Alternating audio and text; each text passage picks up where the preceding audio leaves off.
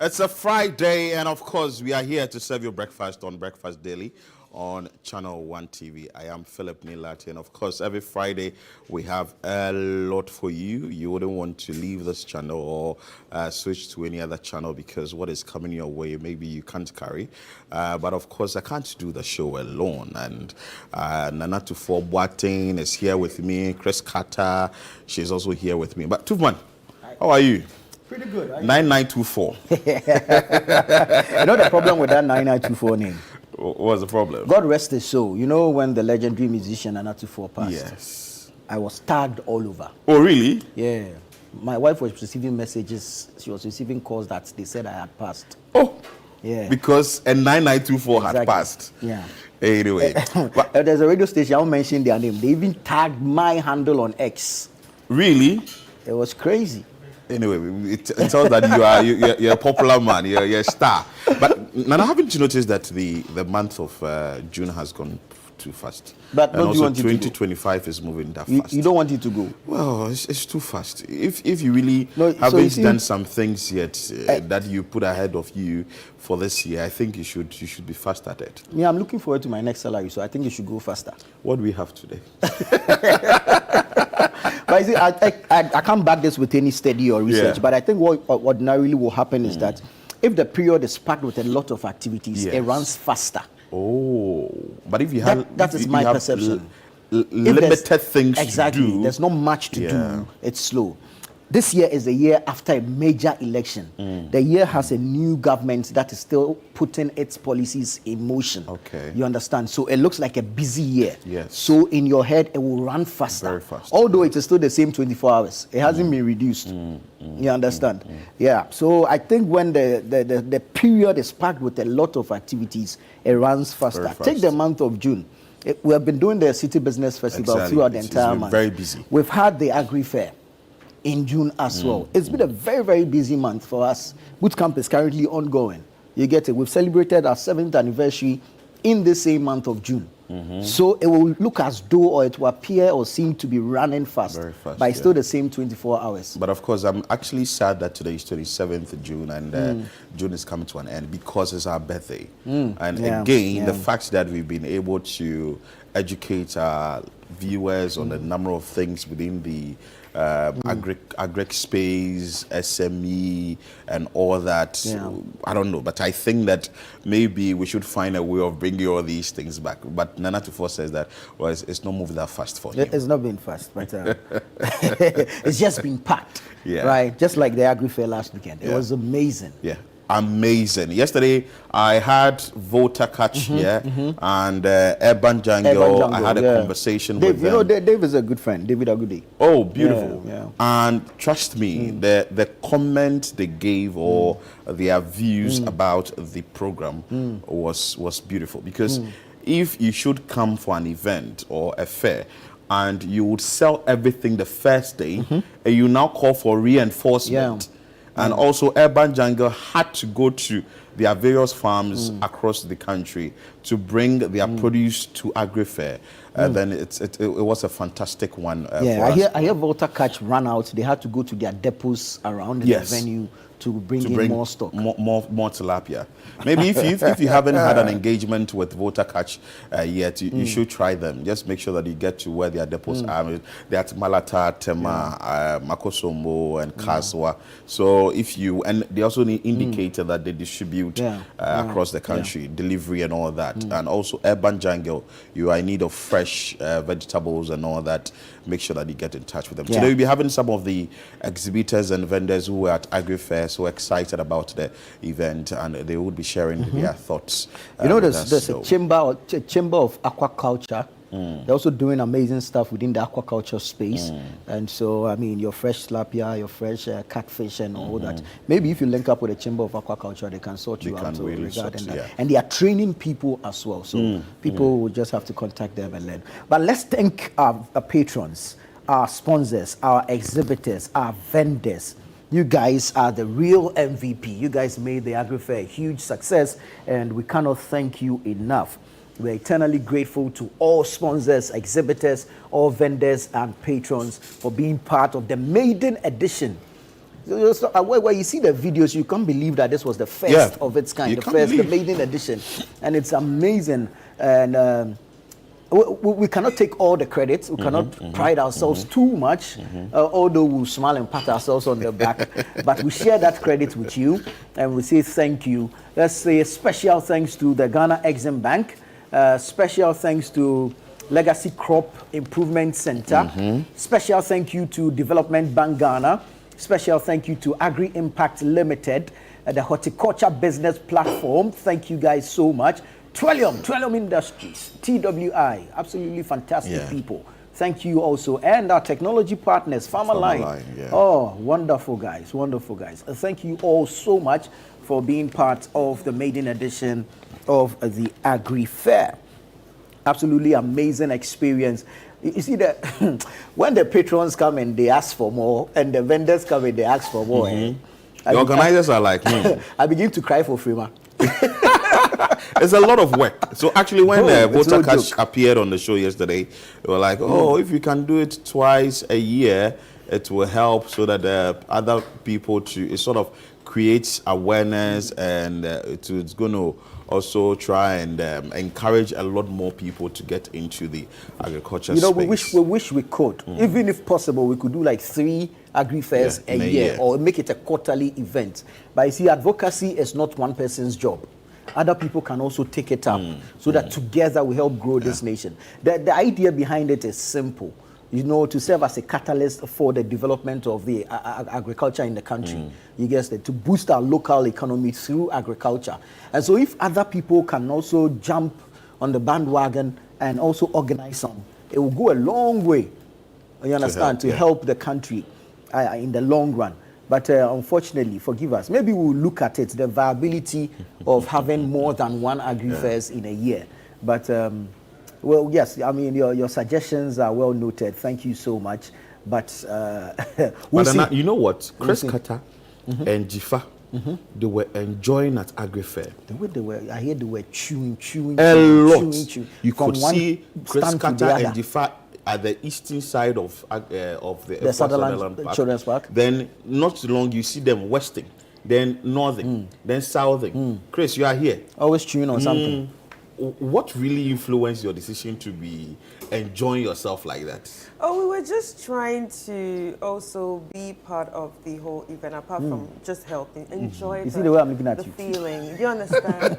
You see the way I'm looking at you. We're not just there to Even only the smile on your face is very suspicious. And wait, I don't understand. Didn't you see the rabbit? The video of the day yesterday. The rabbit. I told Enjoyment. you. That's the life I'm living this year. Enjoyment minister. Although I'm working, I'm enjoying. I'm like, are you okay? Do you need anything? But let's have fun. That's I agree. It's called work and happiness, right? Exactly. Yeah. But it was nice. I really enjoyed it, and I love the fact that the patrons were actually coming to us, and they'll like literally come to you and say, "Oh, well done. This is what Ghana needs." And indeed, you could actually sense that a lot of people are longing for events like this. A lot of people are longing to get connected straight to the farmers. A lot of people do not know anything about agriculture, but discovered a lot that day. And I also like the fact that we had the clinics. The clinics, The clinics were very important. I didn't know so much had signed up for the clinic, but it shows that there's interest. There's interest in fish farming. There's interest in snail rearing. There's interest in farming itself. So yeah, I think I agree with each and everyone that came to me and said we really need more of this. I'm also lending my voice. I'm pleading to Channel 1 TV. Oh, Papa, please. Is Frema watching this please. Show? One more. One more agri fair? Yeah. Really? Yes. Yes.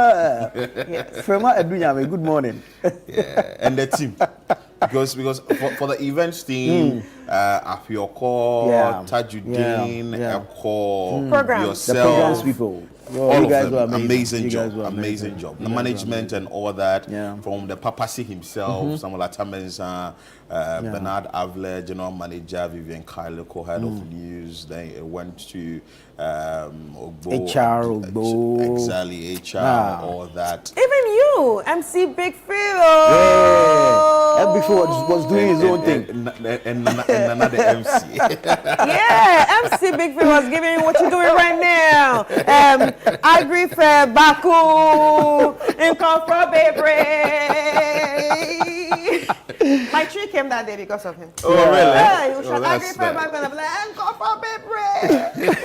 Yeah, Good experience, good experience, good experience, good A experience. lot we of had food as fun. well. Good experience. But thank you to everyone, from our sponsors, our exhibitors, our patrons, the vendors, participants. Oh, you guys, hats off to you. Hats off to you. Hats off to you.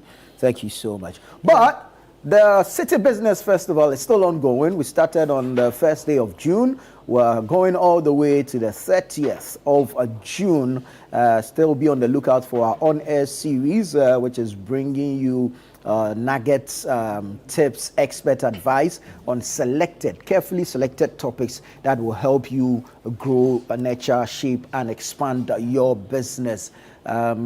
We say thank you to Absa Bank, thank you MTN Business, thank you Zonda Tech Ghana Limited, and of course all the individuals who have been speaking to the selected topics. Oh, you guys have taught us a lot, stuff that we would have otherwise paid for.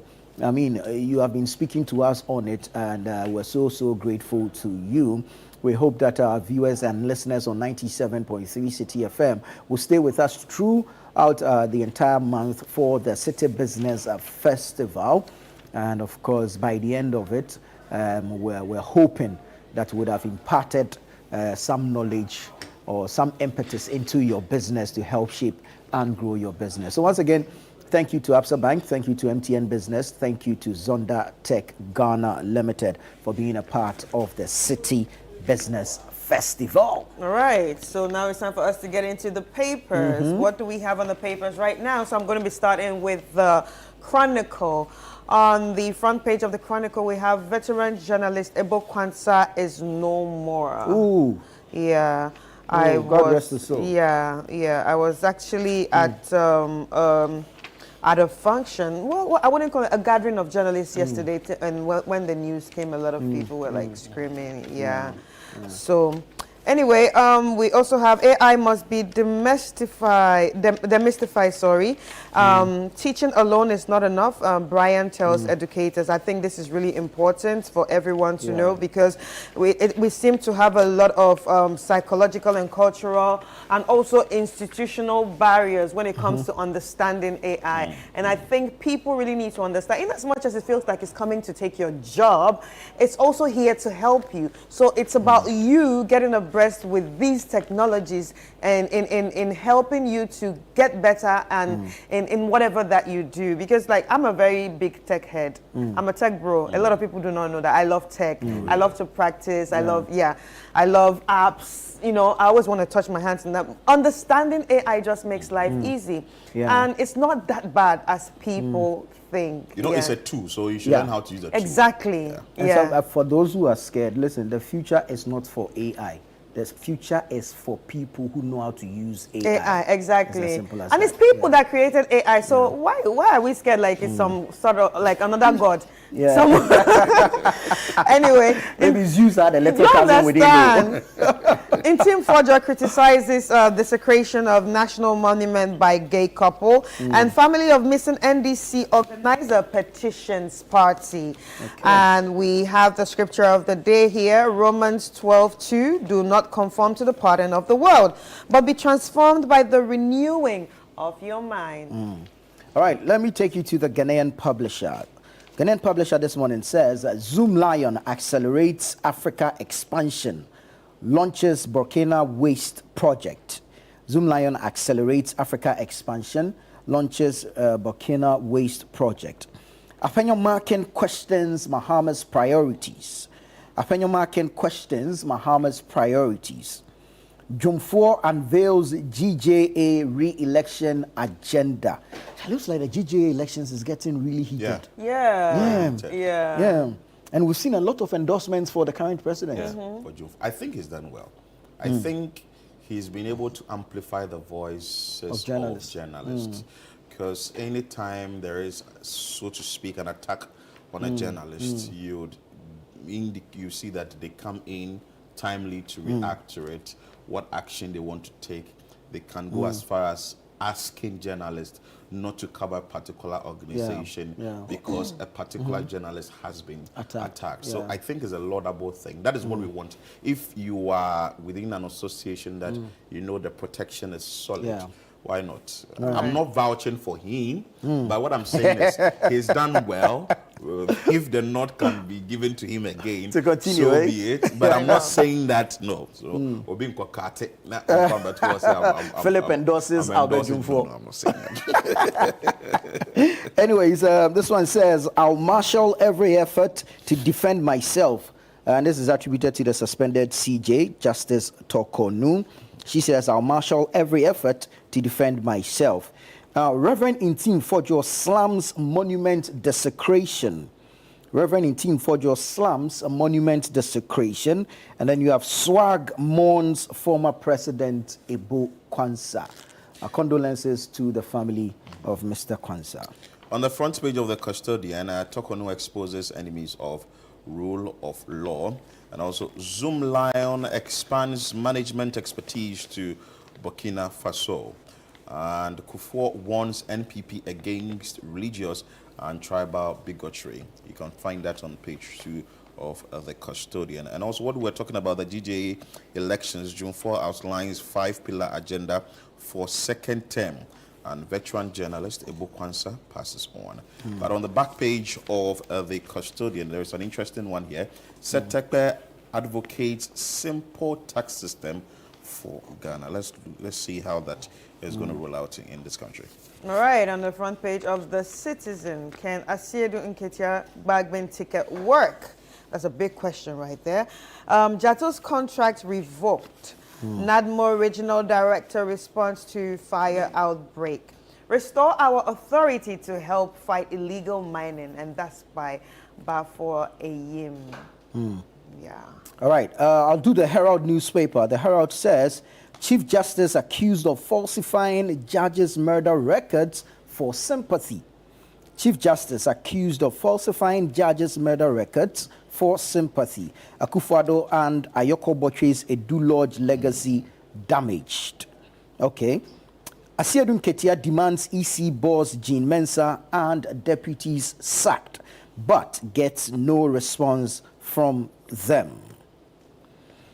Bantama SDA SHS gunshots victim regains sight after eye surgery in UK. Ada Traditional Council goes firm on Songo Salt's $1 billion opportunities. And then you have African refiners, executives, distributors understudy Ghana's NPA. That's the Herald newspaper this morning. Well, let's go on the online portals because it looks like we are done with the papers. What does the Daily Analyst also? Daily Analyst says is also heavy on the GJA elections. June 4 set for landslide victory. Then when you go to the University of Ghana, Ghana Health Service confirms COVID-19 uptick at University of Ghana. Still in education, TVET Governing Council will ensure guidelines are followed. That's Sebastian Dare, chairman of the Governing Council of TVET Service. Gender Ministry calls for united front in fight against human trafficking. Vincent Asafua petitions Mahama over desecration of Independence Square by gay couple. And then you have government to recruit 50,000 teachers and 10,000 non-teaching staff in 2025. And that's Haruna Idrisu, the Minister of Education, speaking on the front page of the Daily Analyst. Okay, so on the online portals, we start with citynewsroom.com, and on the backbone to implement 24-hour economy policy within Parliament. Again, split AG and Justice Ministry roles to tackle corruption, and that is coming from Asiedu Nketia, who is the national chairman of the National Democratic Congress. And within that story, the national chairman of the National Democratic Congress, Asiedu Nketia, is talking to the Constitutional Review Committee that it should split the AG and the Justice Ministry. Again, on the citynewsroom.com, we have U.S. Consul stricter student visa check to ensure safety and eligibility. And also, there is no special way to get visa.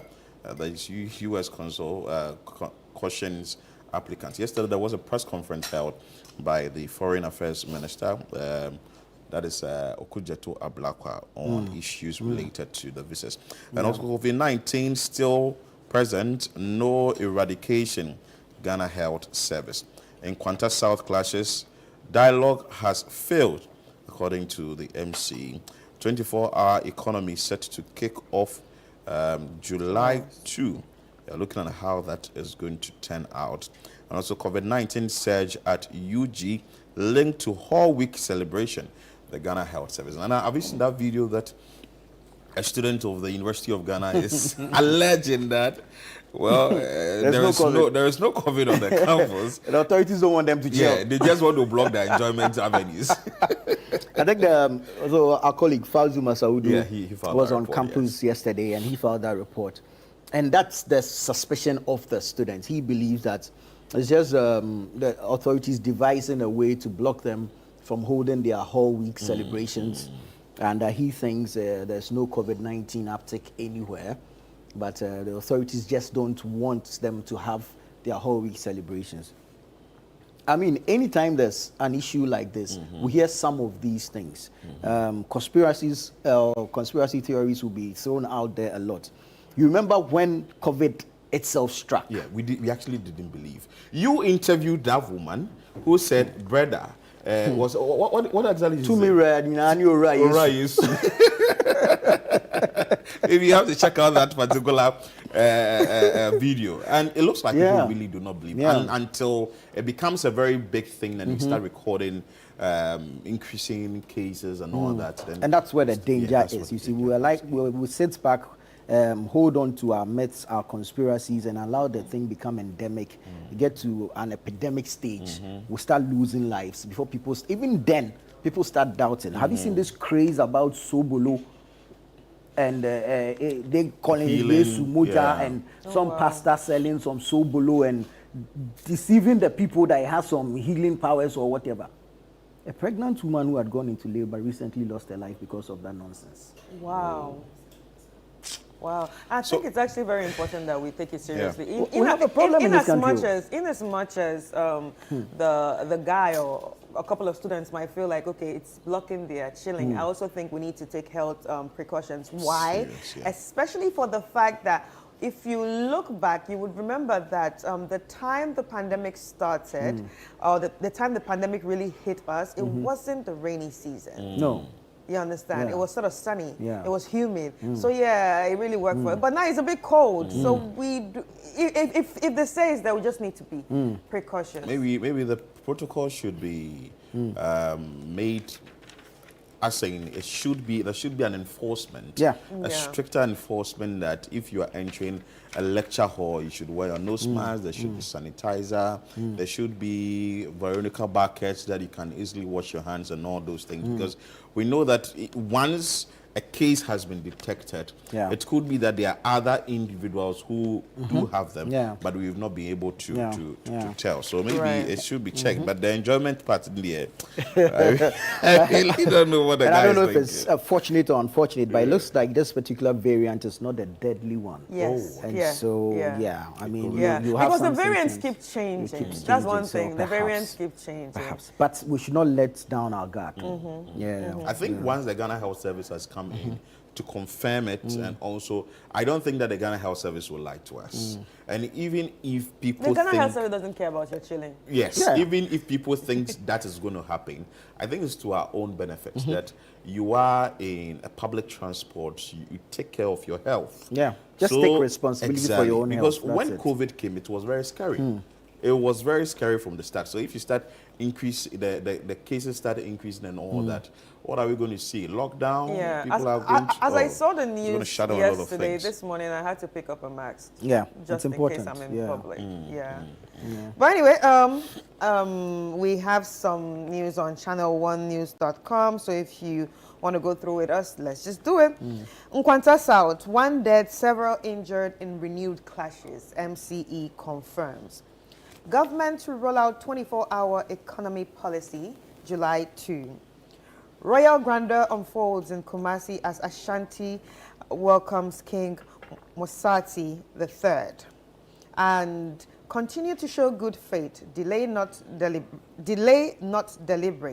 Ayua urges GRNMA. AI can make agriculture a youth-driven industry, and that's by Brian Achampong. COVID-19 resurgence. We haven't cancelled official events. UG clarifies. Prof. Opoku Ajiman urges stronger support for NACOC. Yeah, that's NACOC, the Narcotics Control Commission. Yeah. And Asafwa petitions Mahama over desecration of Independence Square by gay couple. Health Committee reassures GRNMA of support, blames minister's absence of meeting delay. Kwehu West, several dead, dozens hospitalized in crash near Ofamasi. When I spoke about the Kumasi Road, yes, when I spoke about the Accra Kumasi Road, you had a lot of bashing. people went on social media bashing me. Just a day after, see the unfortunate incident that has happened. Yeah. And what is it? What is that at all with this road? And I don't get why. Wait, why would people bash you?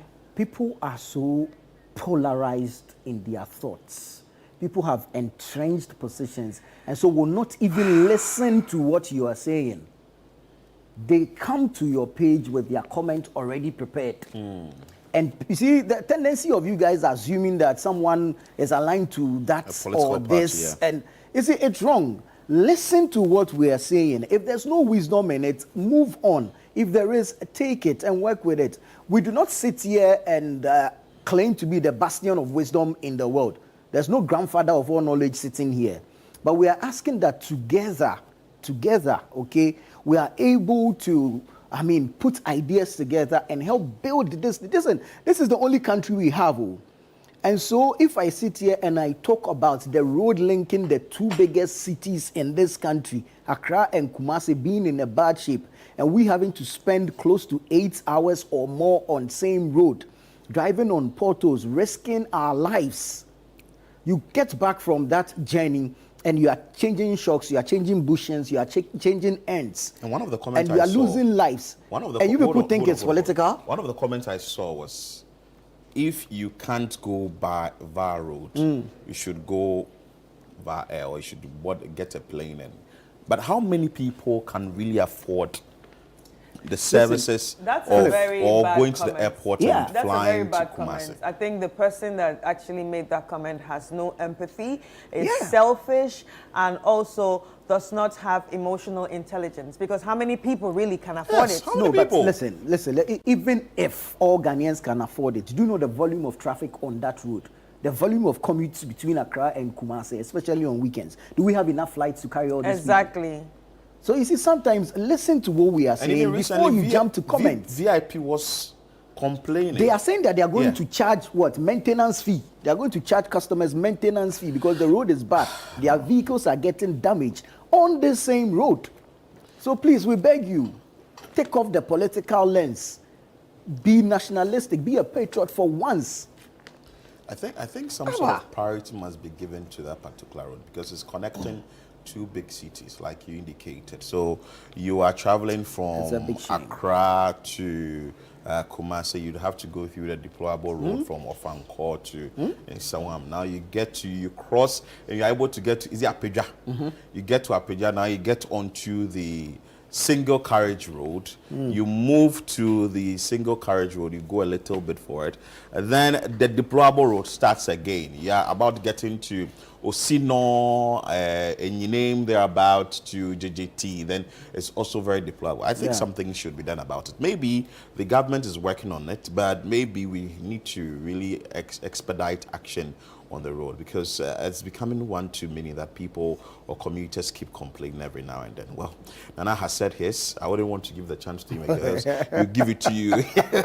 Let's go on a quick break. When we come back, we have more for your breakfast daily.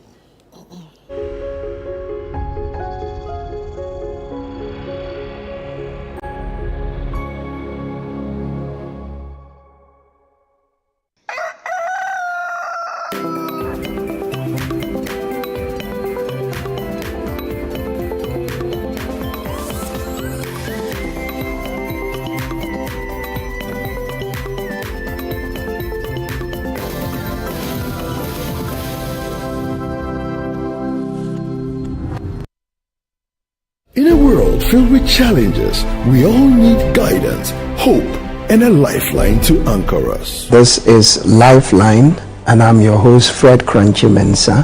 From social issues, relationship challenges, and family matters, Lifeline is here to inspire, uplift, and guide you on your journey. Where we give you support, where we hold your hand through the valley and through the thick and thins of life. Join Bishop Fred Crunchy Mensa. I welcome you especially to Lifeline. Every Tuesday and Thursday at 10 p.m. right here on Channel 1 TV. Let's walk this path together, strengthen our faith, our families, and our lives. Lifeline, because every soul deserves a guiding light. Tune in to Lifeline on Channel 1 TV and let's grow together.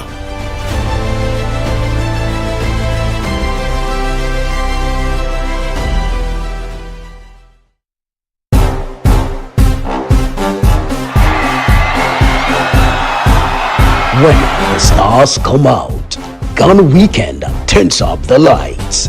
From the hottest red carpet moments to the wildest after parties. And for all your celebrations, anniversaries, and unforgettable moments, if it's happening, we're there.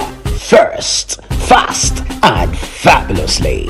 Your front row pass to Ghana's A-list lifestyle is just a click or a channel away. GhanaWeekend.com and Ghana Weekend TV, where fame meets the fans.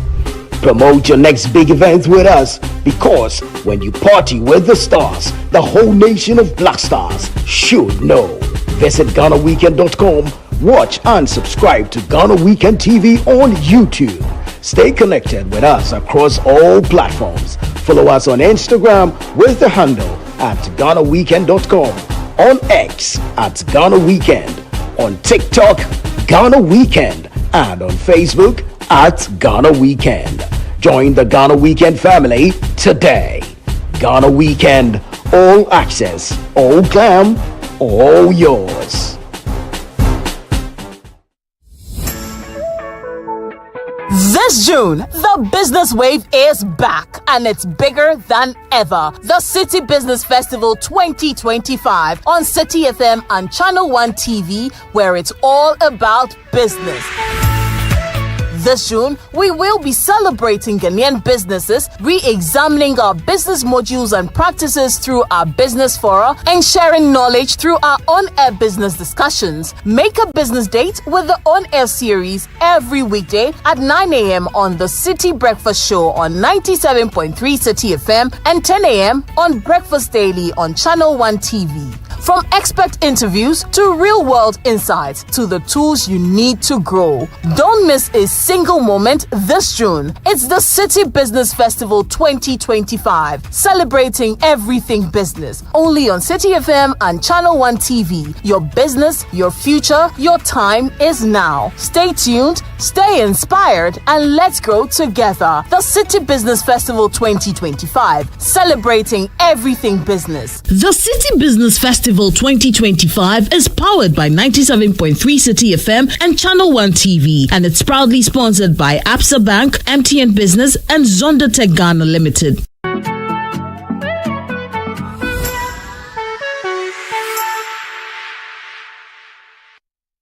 Welcome. It's Play to Aid. Get ready for the game show where every play has a purpose. Welcome to Play to Aid, the only game show where your knowledge and skill don't just win you prizes, they help change lives. What sport is considered the most popular in the world? Every point you earn goes toward real-world support, from school supplies to health kits, clean water to emergency relief. Play smart, play big, play to aid. Catch all the action, the drama, and the heat. Most commonly spoken language in Brazil. Portuguese. Play to Aid every Sunday at 3:30 p.m. only on Channel 1 TV. Edna, let's begin. The Play to Aid game show is proudly sponsored by Tang Palace, Giraffe Island, and VVIP.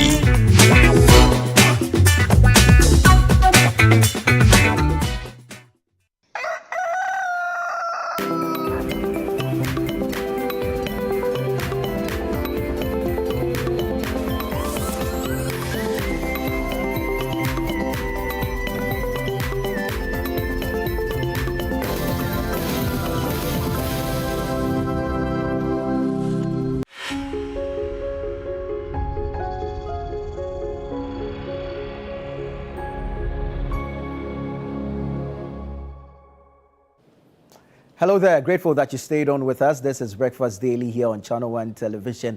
It's time to have a conversation on an interesting matter, one that concerns you and I, because we are the end users of utilities in this country. Now, the PURC has gone ahead to announce an increment effective July 1. This is a 2.45% increment. Mind you, in the during the first quarterly review, there was a 14% increase as well. Now, we were all expecting, and by all I mean all Ghanaians who are under this current regime, where we are being told that the cedi is gaining strength against the dollar, fuel prices are coming down. The layman thinking is that tariffs will also reduce. So our job or our mission this morning is quite simple: to understand what went into the calculation or tabulation of the tariffs that had resulted in an increase. Then we have some, civil society organizations who are not too enthused with this announced increment. They are joining us to have a conversation regarding same. In studio with me is Benjamin Insia. He's the Executive Director, Center for Environmental Management and Sustainable Energy. You call it SEMSE? Yes. Mr. Insia, good morning and thank you for joining us. Good to have you. Good to have you. Good to see you too. Yeah. So, I mean, let's start off generally with the statement you issued in conjunction with CATS International, following the announcement of an increment in the tariffs. Really, what are your issues with raised in this particular statement? So first of all, I think that our position is clear, that this particular upward tariff adjustment doesn't make academic sense, doesn't make professional sense, and doesn't also make regulatory sense. We believe that it lacks transparency and is too opaque, and we should not justify any upward adjustment in the third quarter of 2025. And we say so because of the various indicators, whether market-driven indicators or whether macroeconomic indicators using certain tariffs do favor the end user, and we're expecting that tariff should have decreased in the third quarter and not increased. So we are surprised by that particular upward adjustment in the sense that the cedi has appreciated more than 30% within period, and that appreciation has led to certain gains or windfalls that we're expecting the PURC to mention the windfall. Because if there are arrears, for example, if you look at the first and second quarter tariff adjustment for 2025, when there were arrears in previous quarters, they announced those arrears and imposed those arrears on the end user. And then the end user is paying it. And if the cedi has appreciated, inflation is currently down, and if inflation is down, it means that the cost of operations based on expectation is also down. So if these two major indicators are down, then it means that end user tariff must also be down at the time that there are a lot of windfalls. So we are surprised by this 2.45% increment. And there are other factors, I think, that the OSHWA being a major tariff review engagement. Because if you look at the tariff review engagement in 2022, August 2022, which highlighted the year from 2022 to 2025, indicated major components in certain tariffs. And in these major components, reserve capacity was not part. And also, other fuels or emergency fuels were not part. Yes, even though that tariff made inclusion of heavy fuel oil, it did not make inclusion of other fuels. So if you are going to add other fuels on the new price build-up, we think that you ought to have engaged end users. So that I think we all agree on the kind of capacity you are going to add, and also that kind of cost that is going to be borne by the end user. But that was not done, and that is why I think that it's not fair on the part of the end user to pay this particular tariff. But we are not surprised anyway, because if you look at PURC, it lacks independence, and this is historical. If you look at last year, for example, they sanctioned some utilities, but these utilities did not comply with that particular sanction, and nothing was done to these utilities. So it lacks independence, and because of that lack of independence, we've realized that, and it's so because the law puts it under the presidency. So anytime the presidency wants some form of finances or some form of funds from end users, it uses PURC to get those funds. And that is why we think that they must explain to us how they came by the 27% off that capacity charge or that 27% of fuel cost, and also what capacity charge are they using, because the capacity charge sometimes go as low as 12% and even goes as high as 22%. There are certain times that government even signs contract that leads to excess capacity. Are we paying for that particular excess capacity?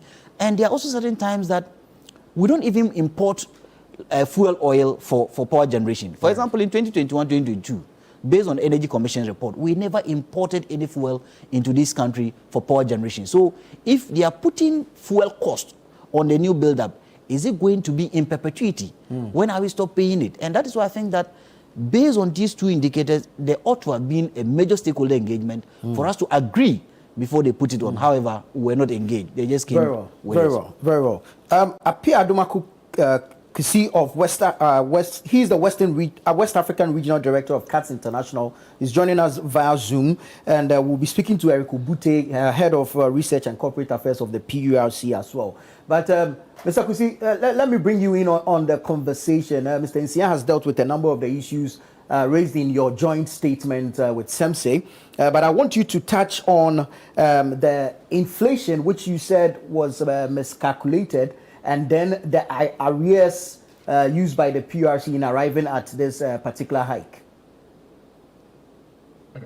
Good morning, Nana, and good morning to your viewers of China Thread.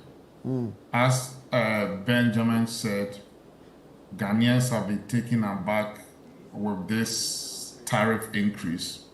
If you will recall, about a month and a half ago, we jointly issued a release asking PURC to start engaging stakeholders for tariff reduction for the third quarter.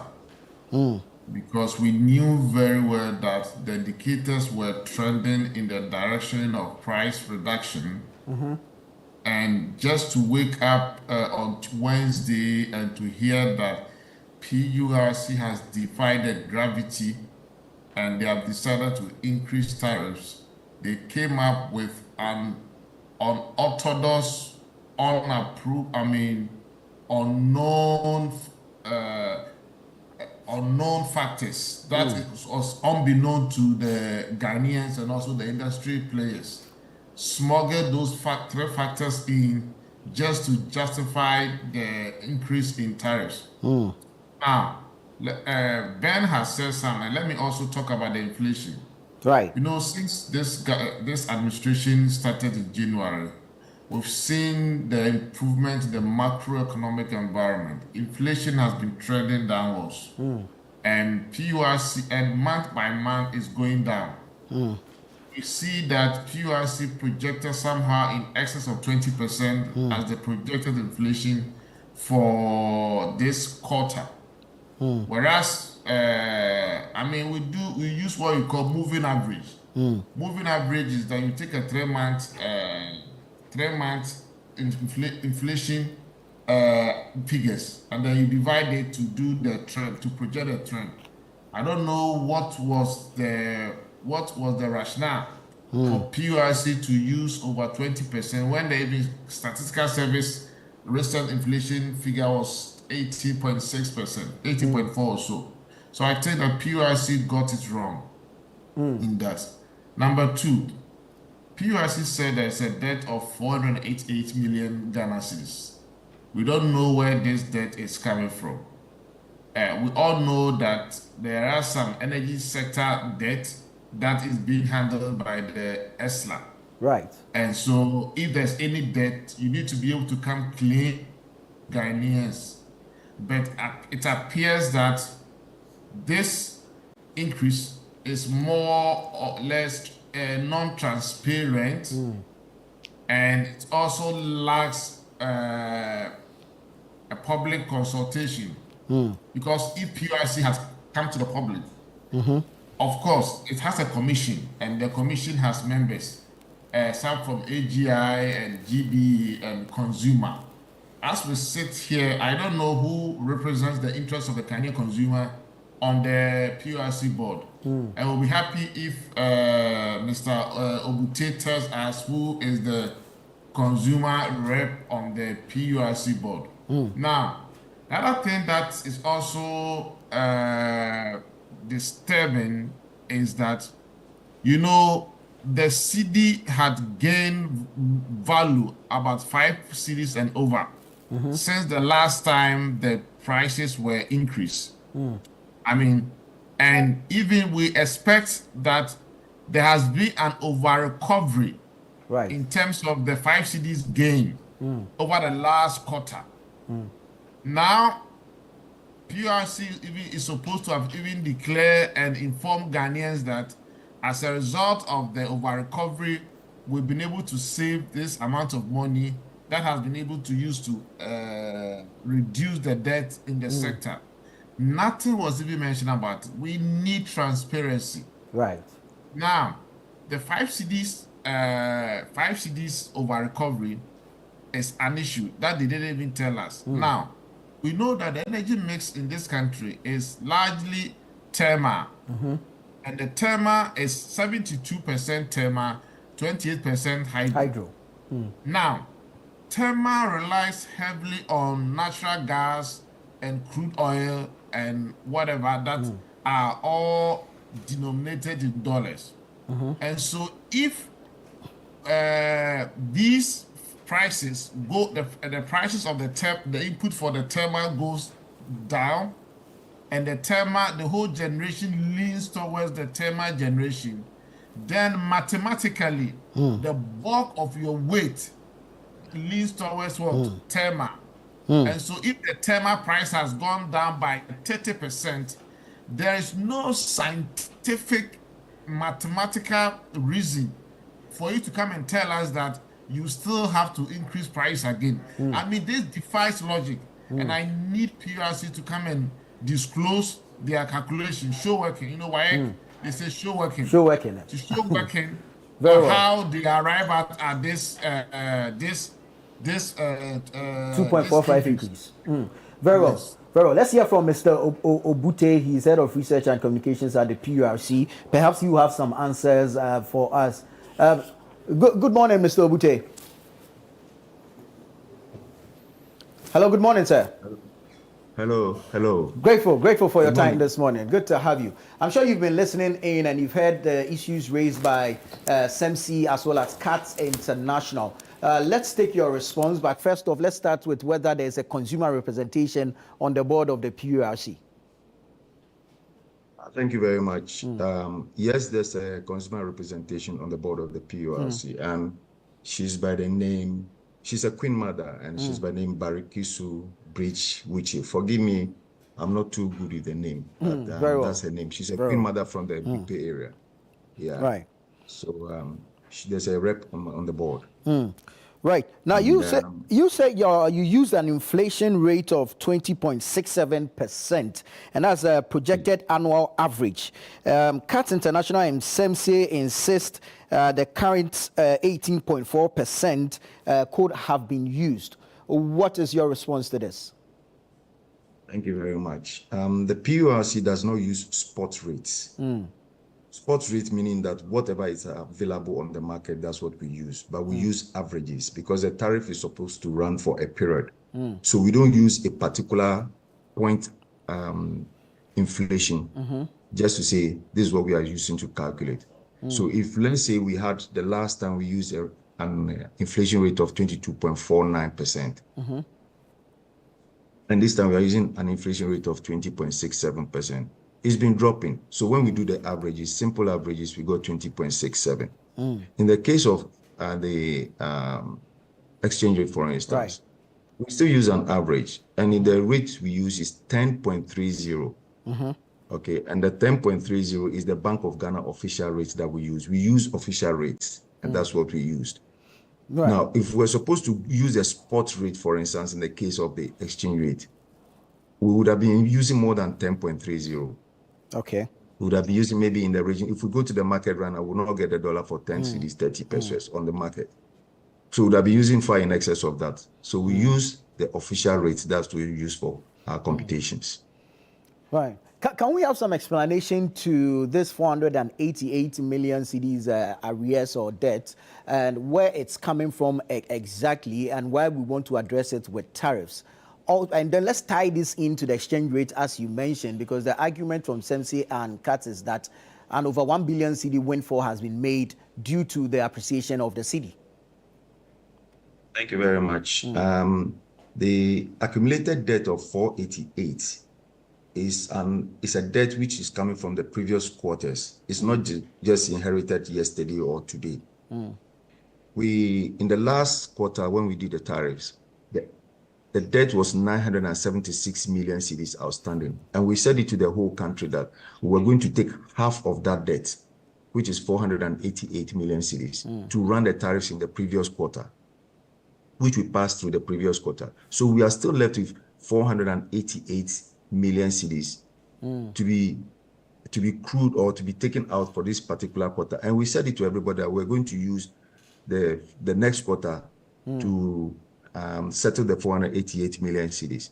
So that's what we did. And it's not accumulated yesterday or today. It's been for the past quarters, from the previous quarters in 2024 all the way down to 2025. So that's what we did. Is this as a result of losses, or is this for procurement of fuel for generation? You see, in the case of the debt which is accumulated, you see, the losses one is a different matter. Right. This, for instance, in the previous quarter we used the 488. Now we said there's still a 488 cedis to be taken care of in this particular quarter. Assuming we came to this quarter and we said the commission decides that, okay, don't use all the 488 million. Instead, run, let's say, 200 million. Then we still have an outstanding debt of 288 million to be recouped in the subsequent quarters. Now, assuming you get to the subsequent quarters and we still have that, instead of running the 288 million through the tariff, the parameters do not favor us. And then we get an additional maybe 2 million. It brings it up to 270 million. So cumulatively, it is always compounding. So that's why we're thinking that let's run it all off in this particular tariff. That's why we pushed it through. So it's not like it's a debt which has been accumulated as a result of the losses. No. So maybe if I can ask you a question, if I can ask you a question on the debt. We know that within the last quarter, the last increase, the cedi appreciation has resulted in over recovery. How is that over recovery accounted for, and to what extent did it also reduce the debt that was in the books of the previous quarter? Which accumulation? Which over recovery are you talking about? Because in the last quarter we used an exchange rate of 15 cedis 69 pesos to the dollar, so there was no over recovery over there. Yeah, but in this quarter you are using 10.3. 10.3. Right. So if you're talking of this quarter's own has not run yet. It's yet to run. It will be running from the 1st of July. What I'm saying is that, you know, when you the last quarter that started in May, you use an exchange rate of 15.57 or so. But in the long run, you were not buying the crude at that price. And so there was a bit of a savings in what was budgeted for and how much you were actually spending. And so that leads to some form of some over recovery. And is there any information about how much, because we know that even the fuel that we pay at the pump is going down every 2 weeks for the past 2 months or so. But are you able to tell us any information about how much was over recovered due to the appreciation of the cedi from the last quarter? I think we are getting two things mixed up over here. Okay, are we so let's talking have of the clarity dollar? on it. Are we talking? Yes. Are we talking of the exchange rate, or we are talking of the price of crude? Because these are two separate things. The exchange rate that we use is different from the price of crude. If you're talking of the price of crude, it's in terms of dollars per barrel. Right. If you're talking of the exchange rate, you're talking of the dollar to the cedi. So what are we talking about? So that we don't mix the two things. Is there not an effect that runs through? Because if the price of crude is dollar per barrel and the exchange rate is dollar per cedi, and now the cedi is appreciating, will it not have an effect on how much is spent on buying crude? But exactly that's the point I'm making, that even though the cedi has appreciated against the dollar, that appreciation that we have done now is to give tariffs which will start from the 1st of July. We have not run that one yet. what tariff that is running now is still running on the 15.69, which we used the previous quarters. So there's no appreciation. The appreciation we have now is the drop of the dollar or the CD from 15.69 to 10.30. And that is yet to kick in from the 1st of July. And so it's based on these projections you arrived at the 2.45. Yes, based on the 10.30, that's how we arrive at the projection of 2.45. So you are not using spot rates, you are using the projection, but actuals will give you a windfall. Is that also? Agreed. So if we were to use only the actuals of 10.3 and not include the accumulated or outstanding debt, we would have had a significant drop in the tariffs. That I agree. Very well. But because we need to also recoup the debt that we have, obviously it's cancelled or it negated the gains that we made. Very well. Mr. Nsia of Sense is here. That's fine. Mr. Nsia of Sense is here. He wants to chip in something. First of all, realize that, you see, the bulk generation charges are mostly in dollars, right? We pay them in dollars. IPPs and maybe VI, we pay them in dollars. So if you look at the cash waterfall mechanism, for example, the category A beneficiaries are paid in dollars, mostly the IPPs and gas suppliers. Now, when you set a tariff, using 15 Ghana cedis, almost 70 pesos, to set tariff, what it means is that when you collect the bill, or maybe the end user pays the bill, and you accumulate that particular revenue, you convert them into dollars and then pay the power sector service providers, especially those in category A. So what Adumaku wanted to say is that when you are converting the cedis now into dollars, there's going to be a windfall. Right. And that is the windfall we are expecting PURC to be very accountable and very transparent with us by telling us that, yes, we use 15 Ghana cedis, 70, right, to set tariffs. But if you are going to pay cash waterfall mechanism in the month of May, right, in the month of June, which reflects the previous months, we are converting lesser cedis into dollars to pay the cash waterfall mechanism. So there's going to be a surplus. How much is the surplus? You see, let me put it right, this way. The cash waterfall mechanism you are talking of is a 2-month lag. Okay. So if you see we are running a cash waterfall mechanism, we are paying in March, it means that 2 months bill, 2 months lag is what they are submitting. So we are paying for January in March. Okay. If you are paying in June, then 2 months back bill is what we are paying. So the exchange rate at that point in time, that's what the IPPs will present. The IPPs will not present to you the exchange rate which is running today. At the time that they are presenting the bill, let's say we are paying the bill in March, they will present the bill to you in January, and it will reflect the January exchange rate. Right. It will not reflect the March exchange rate. So you have to pay them at the January exchange rate, because that is what they use to bill. Mr. Bute, I think that there should be a lot of clarity on some of these issues when it comes to your activities, because we believe that when you are paying dollars, you are paying dollar. So the current or the spot rate is used to pay the dollar, right? And when you use a higher figure and the CD appreciates, there's a windfall. Maybe he may not disagree, but there's a windfall. Now, the other issue we are raising is that if you address it, I think it's good for what reserve capacity are we using in this particular computation, because it was mentioned. What is the cost of the fuel? The other fuel that even warranted the 27%. What cost for fuel are we looking at? The distillate oil, the light crude oil, the heavy fuel oil, they computed in the new tariff decision paper and gave us 27. Why 27%? And why not even 10%? Why not even 2%? So even if you look at the historical even analysis of some of these tariff decisions, I've just been going through the fourth quarter of 2023. They decreased tariff by 1.52. At that time, the CD even depreciated. Right. The energy mix increased to thermal, yet they decreased tariff.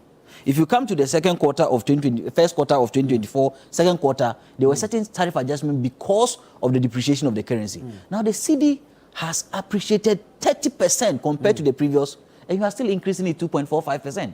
And you are telling us that there are arrears, right? Which we have to pay. Yes, the arrears were accumulated in, and even the arrears, they have issues with it. Because if you look at their third quarter of 2024 and the fourth quarter of 2024, the arrears were supposed to be accumulated about 900 million Ghana cedis.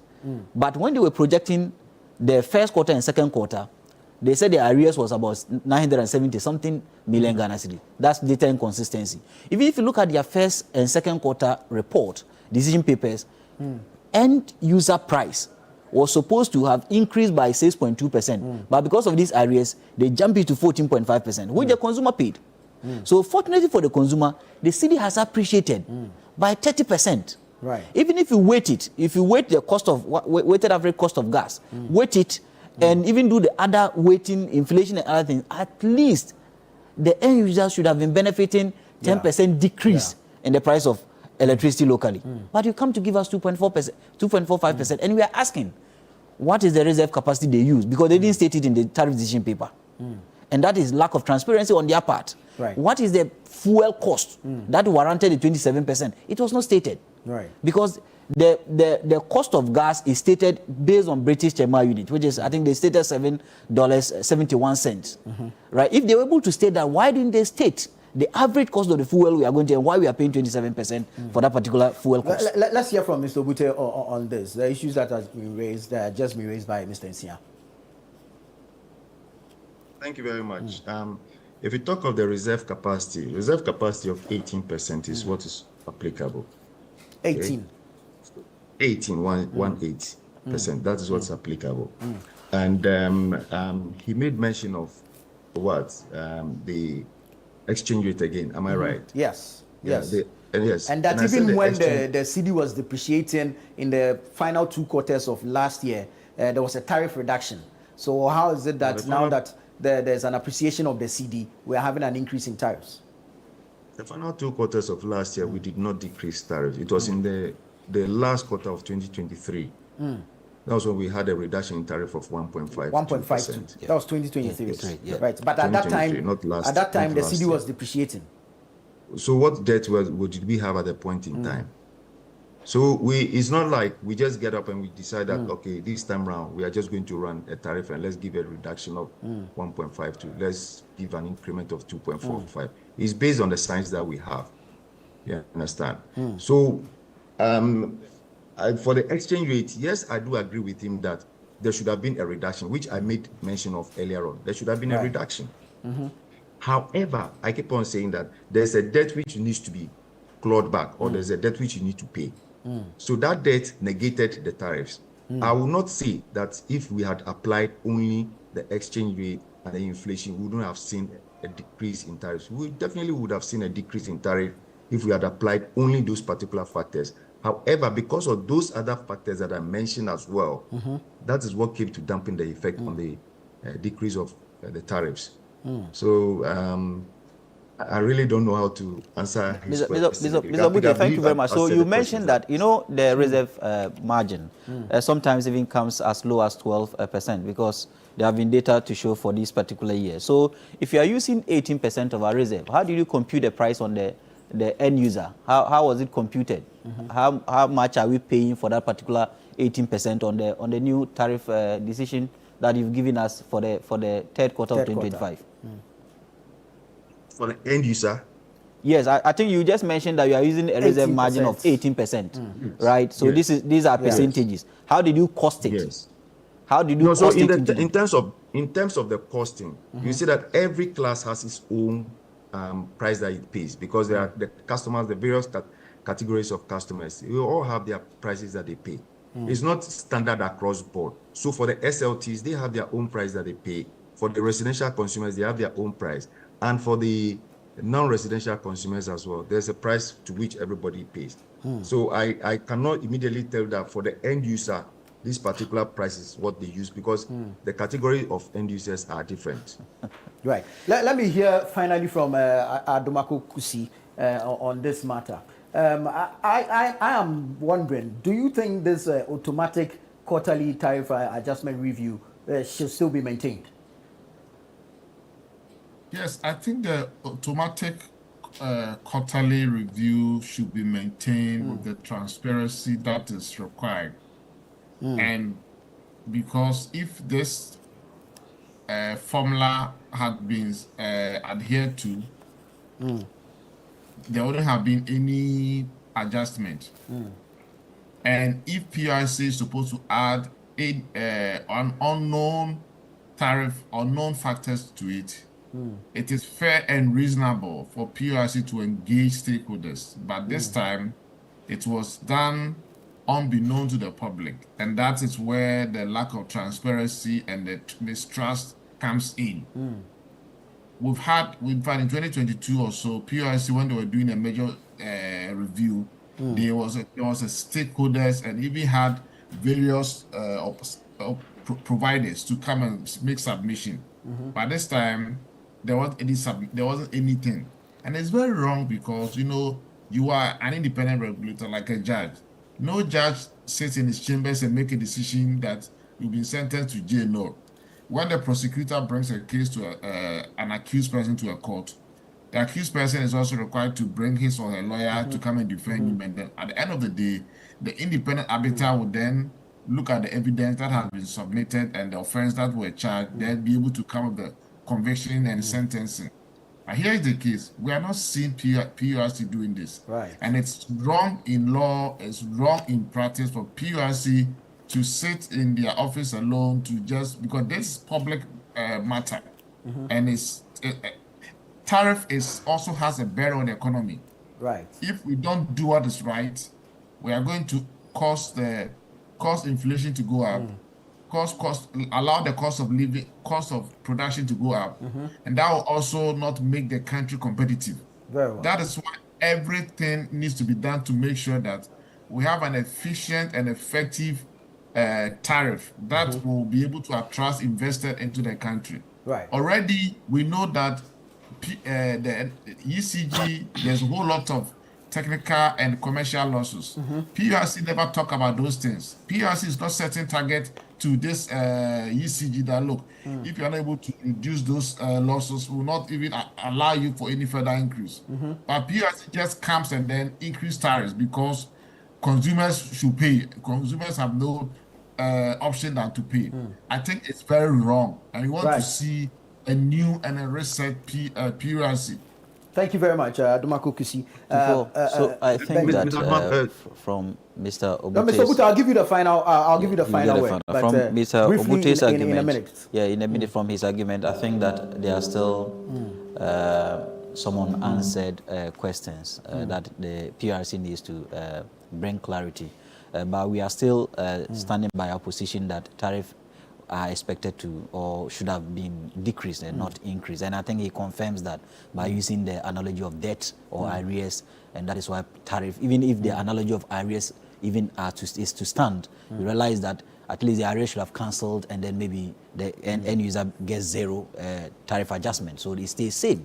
But you are adding 2.45%. The other question I raised, which still we need a lot of clarity, is that he mentions the reserve capacity because there are various end users and that he cannot tell us how much each is paying. I'm not asking him to tell us how much each end user is paying or how much each category is paying. I'm just asking him what is the amount allocated to reserve capacity. If it is 18%, because we also know at certain times it comes to as low as 12%. If you are paying 18%, what is the amount that we are allocating, because it's not stated in the tariff decision paper? We are also asking them that the fuel, the 27% fuel, they need to engage us to let us know how they arrived at the 27%. These are critical concerns. But lastly, I think Adumaku mentioned something that, you see, I've said it here, that the PURC is not independent because, one, they've set a benchmark for utilities or service providers in the power sector. For example, ECG, in 2023, their inefficiencies or system losses were around 27%, whilst the PURC benchmark is around 21, almost 22%. Now, in 2024, it increased to 32%, and no punitive measure was taken against them. Very well. And the consumer is paying for some of these inefficiencies. So if you're a regulator, that is fair based on your establishment, which is 538, either in Section 3C or either in Section 16, based on your guidelines of which you set tariffs. You must be fair to the end user as well as to the regulators, to the service providers. But in this case, we realize that the PURC has always been acting in the interest of the service provider and not the user. And lastly, my brother, you see, when the PURC hears quarterly adjustment, or when they hear IMF says, and that is why normally they say IMF says we should do quarterly adjustment. The quarterly adjustments in the philosophy of PURC is that prices should increase. But it's not so. It should be cost reflective. That benefits the end user and also the utilities. Let's give Mr. Obute the final take on this matter. In 2 minutes, I need you to wrap up your submissions in answering to the questions that have been raised. That's because that's a lot of things to be spoken about in 2 minutes. I can understand, but please pardon me. Mr. Dumaku sent to the others. There's a lot, but I'll try my very best to. Please do. Thank you. Very quickly to respond to Mr. Dumaku. You know, the PURC has two sides of tariff adjustments. We have a minor tariff adjustment and then major tariff adjustment. In the minor tariff adjustment, we do not receive proposals from the utility service providers. In the major tariff adjustment, yes, we do receive proposals from the utility service providers, and that proposal we put across. We publish it, we put it online, we put it in the dailies, and we go around the entire country and consult stakeholders. We consult the CSOs, we consult the associations, we consult each and every member consumer across the country. So is this a minor or a major? This is a minor one. This is a minor. In the minor one, we don't do that. In the minor, we don't do that. We don't do those consultations. That's how in the previous years they used to call it automatic adjustment formula, because it's supposed to be automatic. Very well. So we do not consult. No, can I address my issues within the 2 minutes? Yes, Mr. Obute, please go ahead. I can be very quick about it. Please go ahead. Yeah? So that's the first point. And then on the issue of the technical losses, yes, there are technical and commercial losses. Technical losses are about 10%. In fact, actually, they are doing about 9.8% if you look at the technical losses. Technical losses are things which you cannot run away from. You definitely must get technical losses. The bulk of the losses is on the commercial side. Just as the gentleman in the studio said, Mr. Insian. Mr. Intim, right? Insian. Mr. Insian, okay. Just as Mr. Insian said, yes, we do have commercial losses and technical losses, and the benchmark from the PURC is 21%. Anything beyond 21%, we do not factor through the tariff. He said there's no punitive action. We do have punitive measures. We do run what we call incentive-based regulation.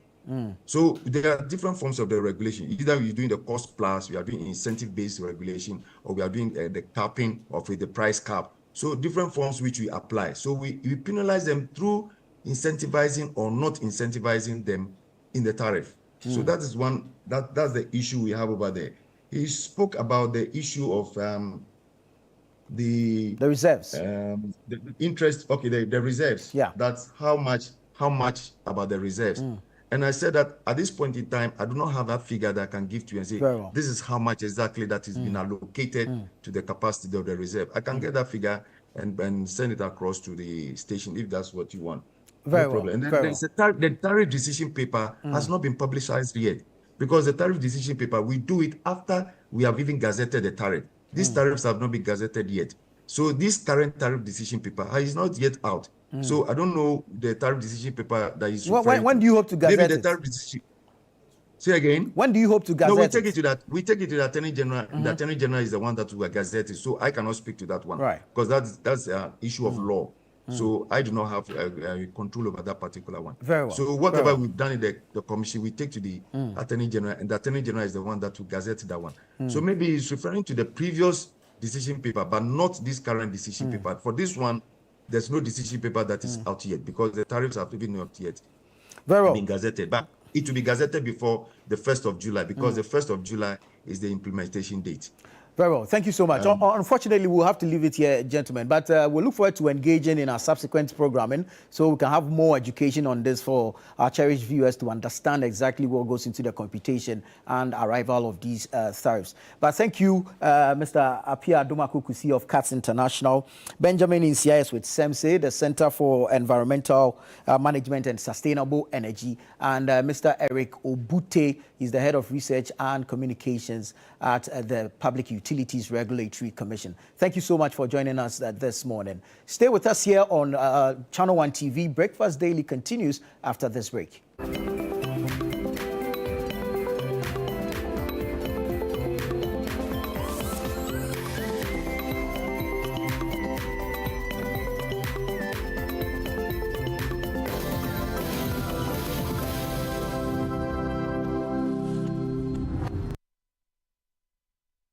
Hi, friend. Where are we going today? Just use your imagination. Go, go, go! My family is the only thing that matters to me right now. This is the stuff that Monique dreamed about. These guys are the best. GoTV's ready to take you from your hometown to roaring stadiums and even on international adventures. So let's go together, from home or on the go with GoTV Stream. Sounds like a great idea. GoTV. Love it. Life can get hectic, and sometimes we forget to prioritize our well-being. That's where Vernal Mineral Water steps in. A refreshing solution packed with essential minerals, Vernal Mineral Water keeps you hydrated and balanced. Whether you're at home or work, Vernal Mineral Water is there to keep you going. Don't let a busy schedule hinder your health. Make Vernal Mineral Water a part of your daily routine. Share the love with Vernal Mineral Water, the choice for a healthy, vibrant you. This advert is FDA approved. Introducing Betway's Bet Influencer, a groundbreaking feature where you can make money by just sharing codes. He just needs to share his codes and make money. The more his codes are used, the more money he makes. Oh yes, so what are you waiting for?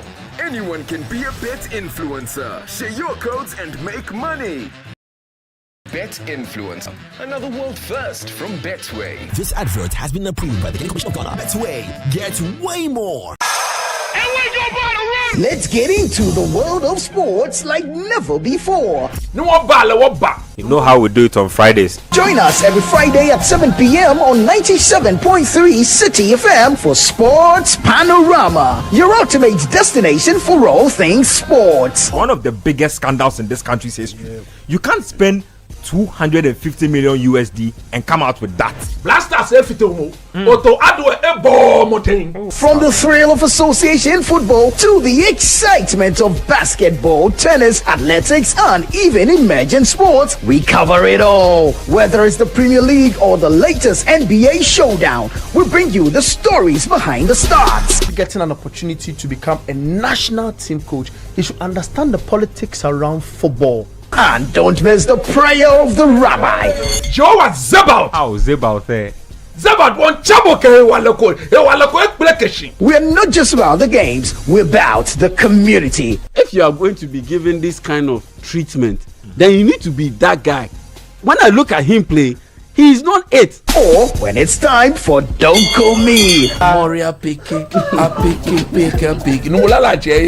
the conversation as we connect with fans across the country and beyond. Want the latest updates? Send us your thoughts and we'll feature your comments live on air. And remember, we like to hear your predictions for matches and your thoughts in general. Think you know who's going to win?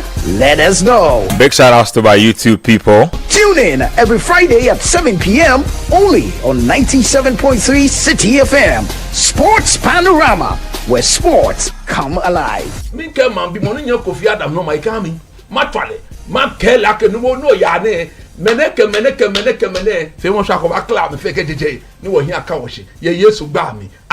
Sports Panorama, your weekly sports fix. Don't miss out on the action. Sports Panorama, catch the excitement every Friday. Welcome. It's Play to Aid. Get ready for the game show where every play has a purpose. Welcome to Play to Aid, the only game show where your knowledge and skill don't just win you prizes, they help change lives. What sport is considered the most popular in the world? Football.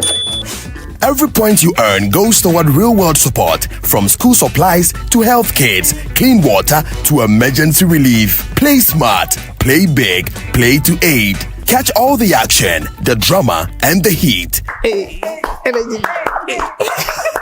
Most commonly spoken language in Brazil. Portuguese.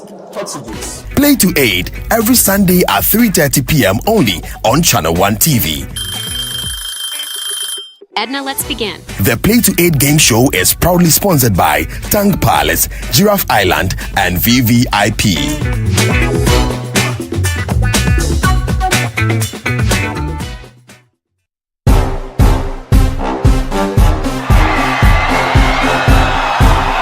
When the stars come out, Ghana Weekend turns up the lights. From the hottest red carpet moments to the wildest after parties. And for all your celebrations, anniversaries, and unforgettable moments, if it's happening, we're there. First, fast, and fabulously.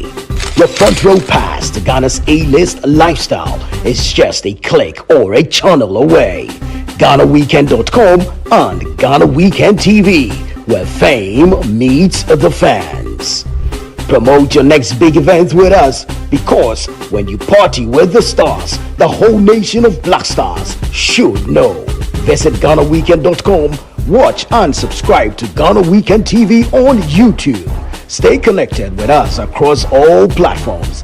Follow us on Instagram with the handle at GhanaWeekend.com, on X at Ghana Weekend, on TikTok, Ghana Weekend, and on Facebook at Ghana Weekend.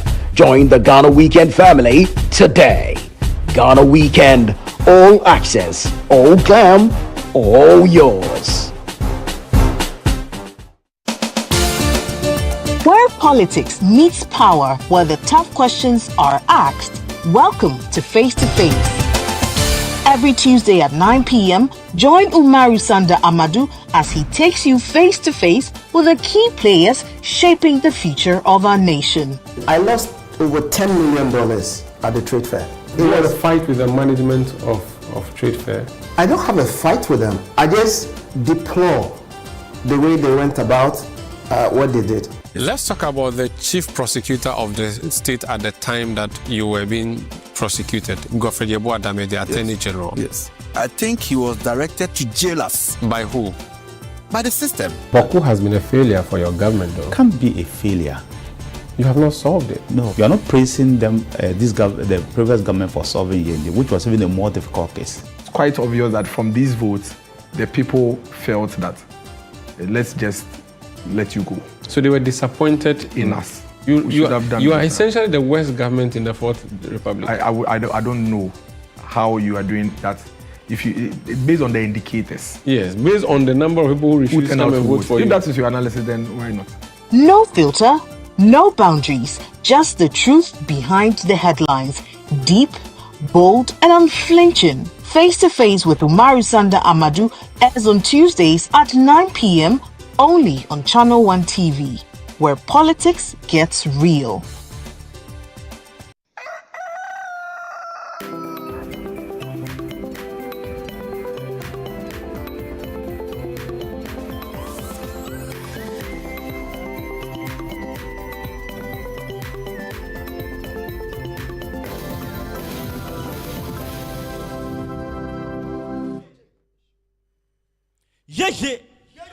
Yeah. Ha! Man, they suffer. See, in as much as our beautiful ladies are advocating for gender equality and all, it's my hope that the men are not forgotten. Because when we are left behind, we can lose our masculinity. Man, they suffer.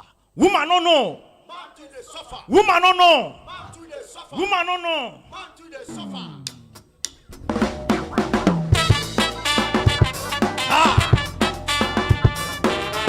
Woman.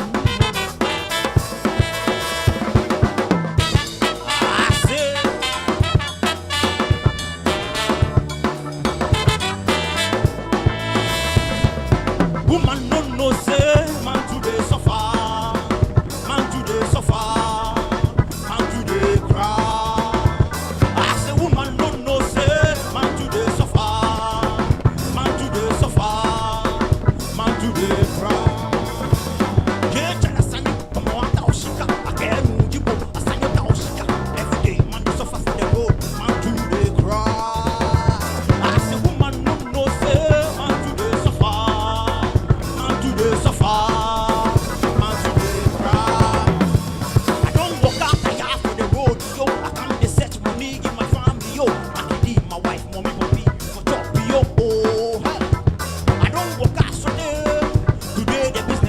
no I'm no come my man for job.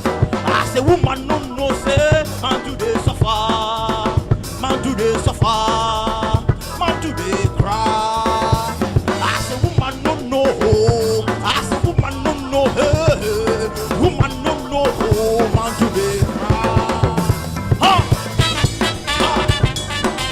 I say woman no. Woman no say man dey suffer. See, you see bicycle dey pass motor for road. Now this world it be God, you dey your own. You be king, you for sabi the rule your own. Hey. You know fit cry up, them go say you be drunk. Onu bata mo bo old or show ya sin again. Party mo go papa mo go. Man no dey cry. I say woman no say man today suffer. Man today suffer. Man today cry. I say woman no. I say woman no, hey, woman no.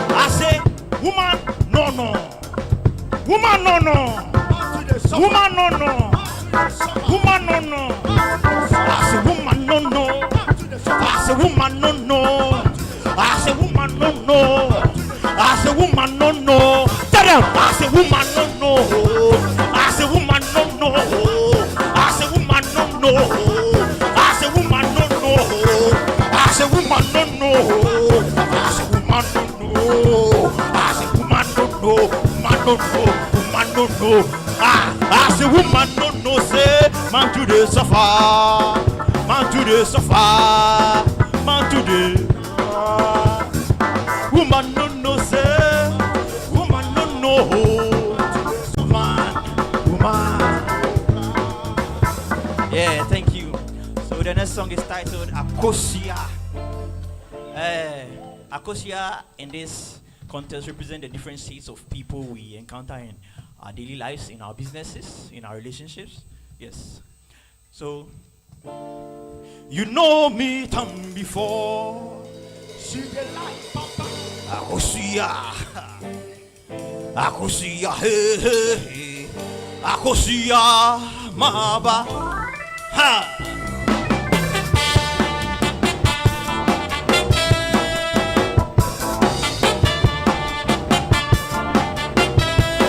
Akosia.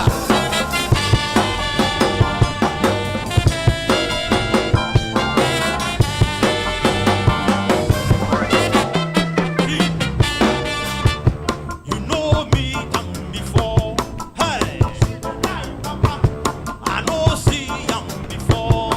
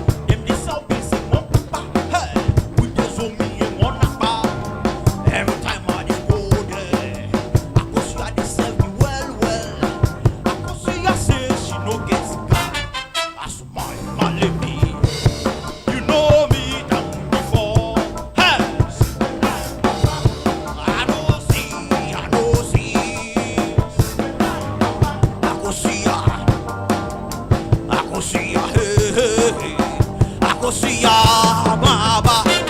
See, Akosia day for school. She be Susu collector. I'm the money general, accountant professional. She the more well. She they keep one money. Best and you will buy or she got. Akosia run go Dubai. You know me down before. Hey, I know see.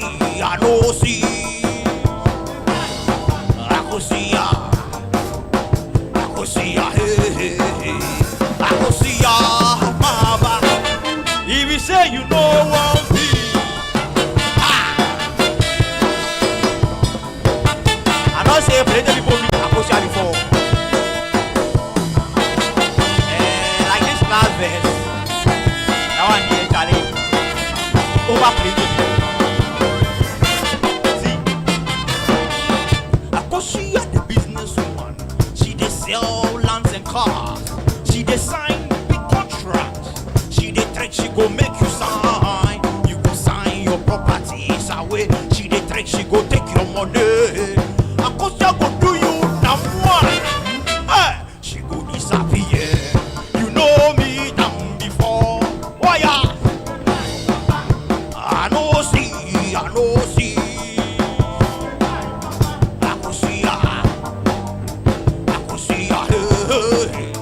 Akosia, Mama. If you say you know one thing, you know me down before. I know see.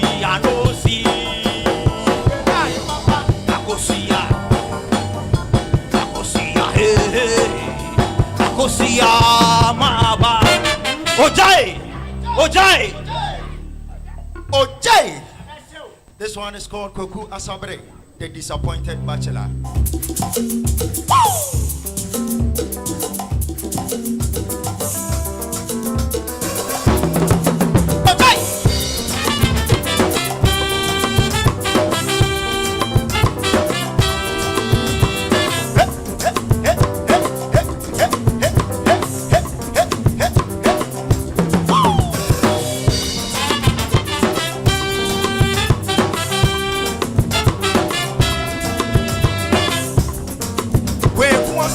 No monum, the beyond the Diwa Bontene, and then the Kishamuko Yumpina. Oh, no man, oh, Johnny. What is Sujan, ye, one mokum? Yea, and that the Kishamuko Yumpina. We sick and that, we see.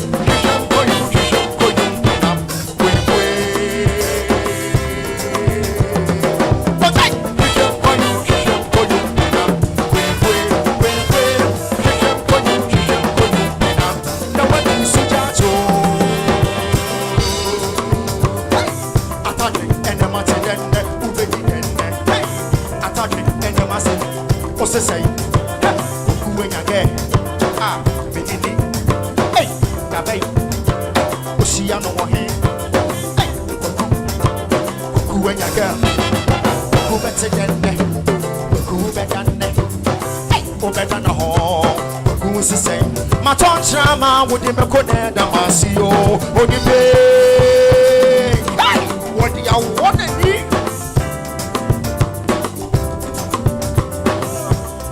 Nipanyo, susuji nipade, esu, atita.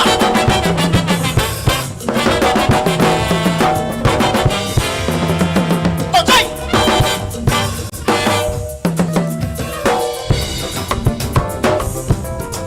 Maton chama, wodi mekone damasio, au, nipanyo, susuji nipade yo.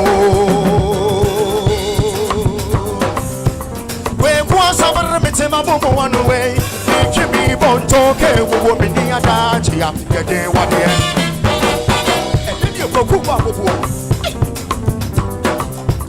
Where once I remember my boom one away, Jimmy Bontoke, woman in a dajia, get there one year.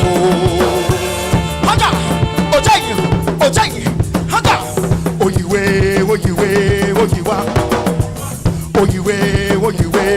you are. Wara Wara kofa batch ewo oyiwa. Wara kofa batch ewo oyiwa. Yeka wuti wakofa batch owe. Yeka wuti wakofa batch oyiwe. Ojai. Bagu. So si ati wakoma here. Si enko dia roka. Yenko dia roka. Pete si ni wa de de. Oh my very friend won't say ni wa de de. Ole me ya den say ni wa de de. Ole betiti say ni wa de de. Ibene tibana say ni wa de de. Fufuni ya ben kwan say ni wa de de. Say ni wa de de. Say ni wa de de. Gogu ya mbo say ni wa de de. Say ni wa de de. Say ni wa de de. The be me come a fool, the be me come a fool. The one some getting. Never suro, papa. Oh, man, it's you. The super man, it's you. Oh, so, the super good, so. At the way. Have a myself. See, so I shall wait to ring. Santa body. Yeah, when I get here. Oh, show where she ya. Yeah, number one name. One show where she ya. Yeah, that's your number one night. Where was some remedy, my mama one away. Make me want to get walk in the Adangia. Yeah, they want you.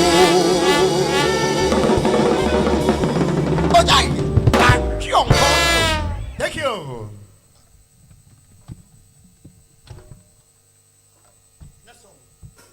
So this one is African food. You know, you need to taste African food if you've not tasted African food before. It's the best food you can ever have. It's the best food you can ever eat.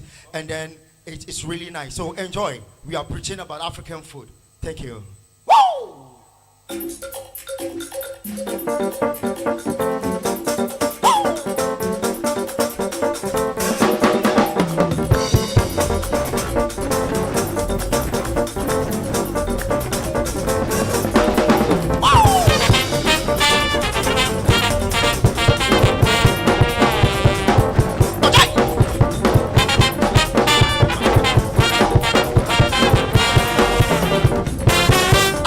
Food, it be food where it tastes like go see say.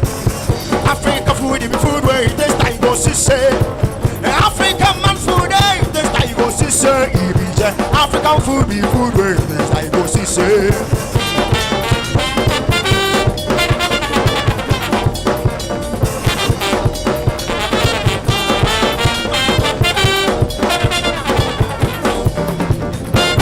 African food, it be food where it tastes like go see say.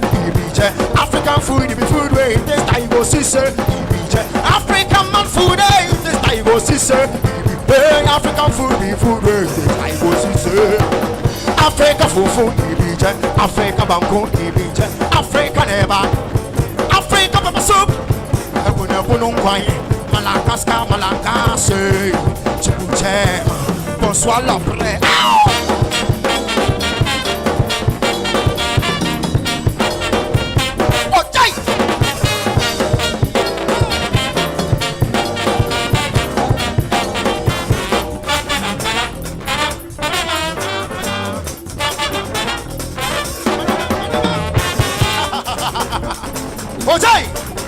We are talking about the kinds of food we eat in Africa.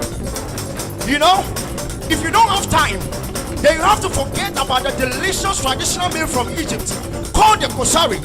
You know, there's always a long queue of people waiting to buy and eat the kosari.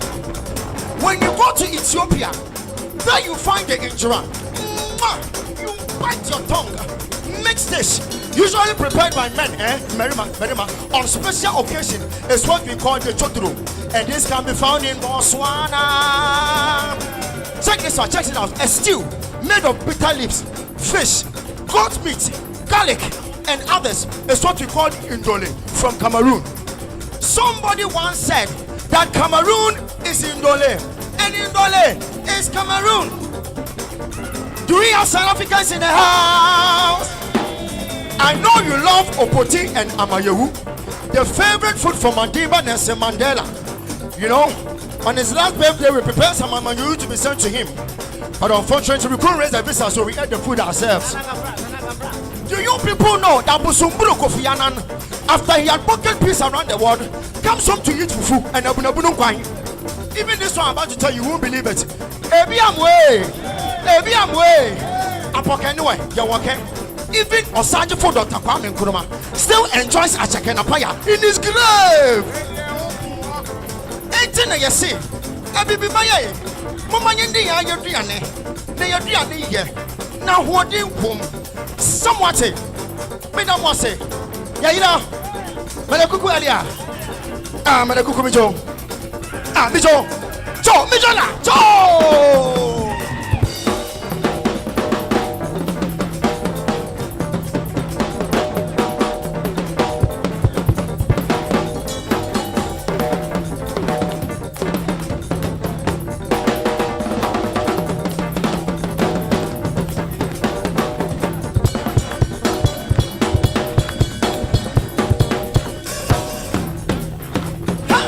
African man food day instead we dey chop or you in food. African man know they like, you know they like in your own food. When you go to Anago, you go they get teba. When you go Liberia, dry red cassava leaves EDB. When you go Senegal, you put them bite your tongue, don't forget your name. Bonsoir la Côte d'Ivoire, bien manger l'ombre area. When you come to Ghana, Kukonte aka ABTM, alias face the wall. Some people they call them La Pewa. Black Alatus, Bobby Brown. Now you see the food be popular. African food, if the food where it tastes like you go see say. African man food day instead we dey chop or you in food. African man know they like, you know they like your food. When you go to Anago, you go they get teba. When you go Liberia, dry red cassava leaves EDB. When you go Senegal, you put them bite your tongue, don't forget your name. Bonsoir la Côte d'Ivoire, viens manger le pain area. When you come to Ghana, Kukunte aka ABTM, alias face the wall. Some people they call them La Pewa. Black Alatus, Bobby Brown. Oh, Bolacha. Now you see the food be popular. African food, if you food where you taste like go see. Africa fufu ibije, Africa mango ibije, Africa neba ibije, Africa papa soup ibije, Ebunebuno kwai, Malakaska malakase, Chibuchema, Bonsoir la pre, Lupe Arion, Agone, Amayebu, Katiponto, Amutuo, Lassa, I baby skit wo, Atake. Nasa, hey Africa jaga jaga, Africa jaga jaga, Africa jaga jaga, Africa jaga jaga, jaga jaga, jaga jaga, jaga jaga, jaga jaga, jaga jaga, jaga jaga. Oh yeah!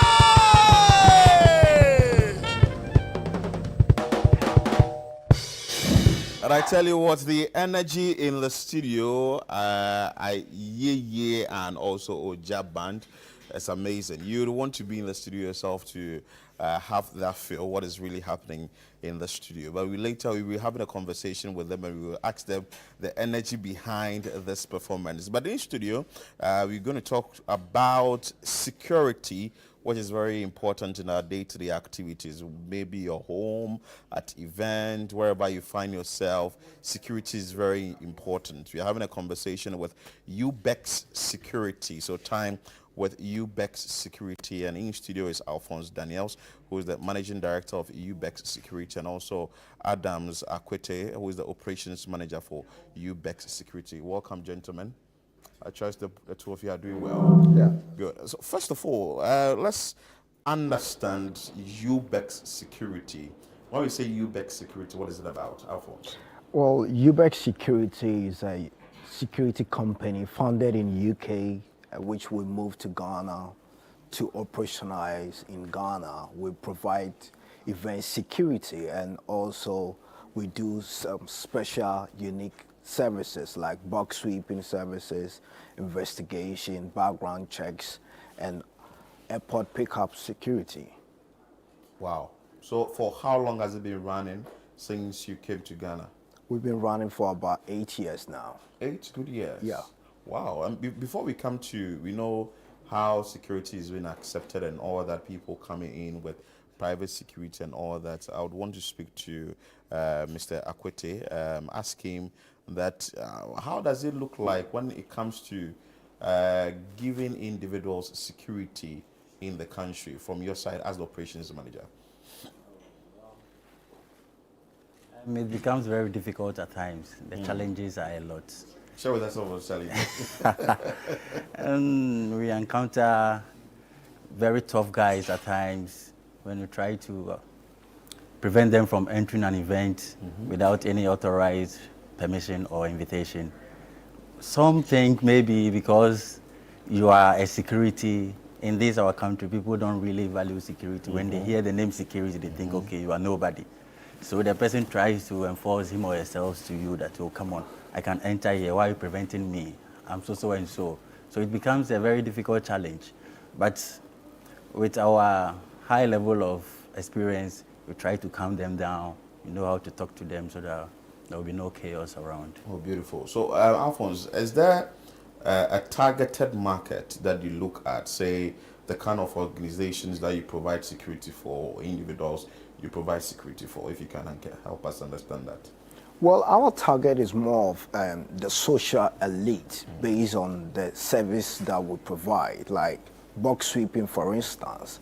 It's a kind of service that we provide for this social elite in terms of providing their privacy and information, in the sense that no one can even have that eavesdrop for their information and their privacy. And in terms of organization and individual that are actually holding some sensitive information, we provided this service is kind of doing box sweeping is to determine that your offices are being swept. Yes, for any eavesdropping or someone recording you. I mean, of late we've been hearing leak tape being happening and all that. So we come into as well to box sweep, do the sweeping of your offices, your conference room, to make sure that the environment is safe so that you can have your comfortable conversation. Well, one would say that there is the police, there is security agencies when it comes to, in terms of the public sector and all that. Right. Why would one come in for a private sector to give me security? Well, not to dive away with it. I mean, most of the times, you know, we as a private security, we involve in private stuff. And also police is as its own as a government security agency, and he does his own stuff. As a private person, you wouldn't want to call police to come and do box sweeping for you, because box sweeping is a special service. It's not like someone have done something that you will call police, because it's a special service that it is entitled for private security. And also, government institution has to also call the national security for that sake as well. So that's why we as a private security, we are always being called for the private sector. Beautiful. And Adams, the members you use for the security, say apparatus and all that, how many officials do you have at your end, as in the security officers? Okay, we have about 4. 4? Yeah. And when you go for events and all that, and there is a chaos, how do you go about it? Say you've gone to a place where you've indicated or seen that the people are not adhering to the laid down measures or what they are supposed to do there. The place becomes chaotic, but you're supposed to provide security and all that. How do you go about it? First and foremost, as a security guard, you go straight to the root of the chaos. So when you get there, definitely most of the time the chaos occurs when maybe 2 or 3 people are having misunderstanding. So first of all, you make sure you target the one who is very aggressive. One becomes very aggressive, so you target that person. You talk to him, you hold his hand, and maybe your one hand on his shoulder, try to talk to him calmly. You'll be very calm with him, because if you don't do that, it's going to be a different story altogether. True. So you talk to him, and while talking to him, you try to drive him out of the scene slowly. So you talk to him, and then you'll be pushing him out of the scene slowly. At times, they don't understand. So when it happens like that, you call in for reinforcement. You talk to your colleagues on the gota. That is, people normally call it radio. So you call your colleagues on the gota that they should come for support. They should come to your aid. And then when they come, then you try to calm the whole. Wow, that means you really go under serious training. Alphonse, if you want to share with us how the training takes shape with the kind of security people you put in place before they embark on a particular mission. Well, it's because we are from, how do you call it, UK. So we've given them a background, UK standard security training. We go through with an entirely 3 weeks training before we can put them on the role as a security guard in our company. So it's actually a role that people take it as a well-built security, but our way of security is more of, how do you call it, customer care service way, how to talk to the guests coming to the event, how you to approach them and deal with issues in terms of chaos when it happens. So our service is kind of training that we train our security guards in a way of UK standard security, because we are founded and also operating in UK as well. Hey, UK standard, yeah, is very expensive, isn't it? Because people are saying that I'm coming in for private security and all that, but looking at the kind of maybe the expenses or how much I'm going to pay for it, looking at the kind of service I will get and all that, what will you say about that? Look, the kind of service you provide, does it commensurate or go according to the kind of payment the people you ask your customers to pay? Looking at the fact that now people say that it's quite expensive getting private security. Right. It varies. It depends on the event, and it depends on what you are coming to ask for. Because one thing that I always say to clients is that when it comes to security, you don't have to bargain for it, because the moment you bargain for it, then you are putting yourself at risk. So I always advise the clients that in terms of, pricing, you didn't need not to bargain for it, because security entails a lot of standard that you are expecting as a client, you are expecting from us to deliver a good service to you. So the moment you bargain, then you are putting us at risk and yourself as well.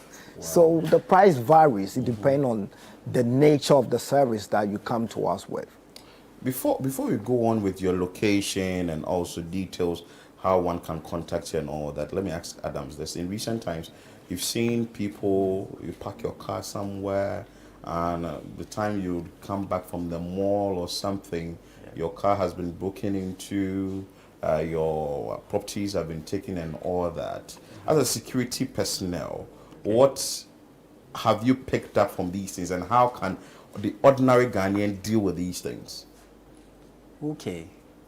As a security... I'm also talking from the point of view that when you go for events, and you are the security man there, or you are manning the place, how you go about ensuring that people's vehicles are also safe. Okay. What I do is we deploy people on this car park. So when you deploy them, as a security manager, I go around, I keep going around and make sure all my guards are safe and they are not sleeping. Most of the times when your guards find out no one is watching, the place is quiet, they turn out to sleep. Have you found someone sleeping before? Oh, yes. And what do you do? I just alerted him, hey, come on, you can't be doing that on duty. You can't be sleeping. Yes, you can't be doing that. If I see you sleeping, I'm going to replace you with someone else, or you're going to go home. Yeah. So you keep going around as the officer or the manager of the security. I do that and make sure no one is sleeping, no one is feeling down. And whenever they need something or security needs something, especially water, when they are thirsty, they become very down. Or some also becomes hungry at a point if the event is taking much time. So you have to be providing them with food and water, so they'll keep active and be doing their job. By so doing, no one can enter or break up any car. But how can people keep their things safe in their cars? Because it's very important. In as much as you are protecting or giving security, we also have to take our security into our own hands, sort of. Okay. How you can protect your own things in your own car? Your car has to be locked. Okay. You're supposed to lock your car whenever you park your car going to any event or any office. You lock your car. If possible, you can hand over your key to the security guard. If only you trust or entrust that security guard, you can hand over your key to him or her to take over your car for you. Beautiful. So let's now get into your location, and also we've been talking about the homes, offices, and events. Are there other ones too that you do by providing, following a dignitary to places, or protecting or giving that dignitary security? Yeah, I mean, we do, like I said earlier, box sweeping, for instance, is a kind of service that we as a security company is unique to us, because we engage some social elite people so that we can protect their privacy from information, so that no one can be able to record their information or record their conversation whilst they are in their office. So this is the kind of service that we provide as a security. And also, bearing in mind, some journalists have some sensitive information that you want to safeguard it. And that is where we also come in. So it's not only about the social elite. Some prominent people like MPs, ministers, and top high-ranking people also need this kind of services, because they engage and have some sensitive information. So bear in mind, there are so many threats in the system that you could hear that some places are being leaked tape and all that. Some people are recording without people's permission. But how do you determine that this place is being safe? That is where UBEC Security will come in to do with the box sweeping, to make sure that there is no eavesdropping that will be coming into wherever you are having that such meeting. Beautiful. So share with us, where are you located? How can one get in touch with the UBEC Security? We're actually located in East Legon, 47 Abochi Street, behind the old Kikibi Street.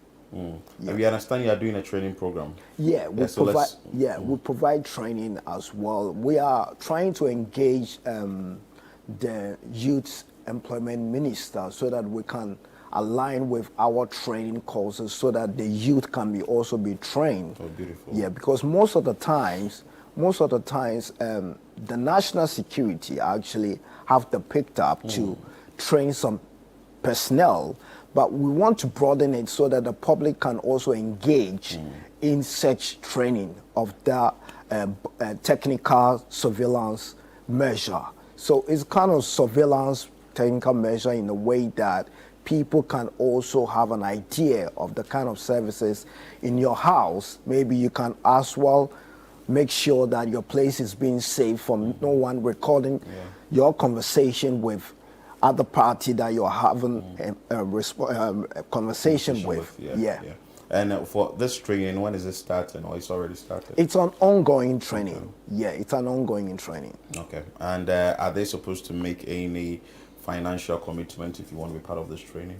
Yeah, I mean, when you call us, our front office will tell you how much it costs and all that, so that, and the things that you need to bring to qualify for the training. Wow, beautiful. Any final words from the two of you? I would say that, I mean, the public should be protected from no one to be recording their conversation. I mean, you might have a private conversation with someone, but the other person is recording. But how would you know the person is recording? There are so many devices that we as well sell in our website that you can purchase, so that to also have it in your pocket. If the person is recording you, you can determine that person is recording you, then you can as well know the kind of engagement that you have with the person. Beautiful. So you want to engage the services of UBEC Security immediately, because you don't know who is recording that conversation. And also when it comes to event too, you would want to also contact them and get that security or safety at your event. Thank you so much, Alphonse Daniels, Managing Director, UBEC Security, and also Adam Zakwete, who is the Operations Manager, UBEC Security. We'll take a quick break here. We'll be back with more.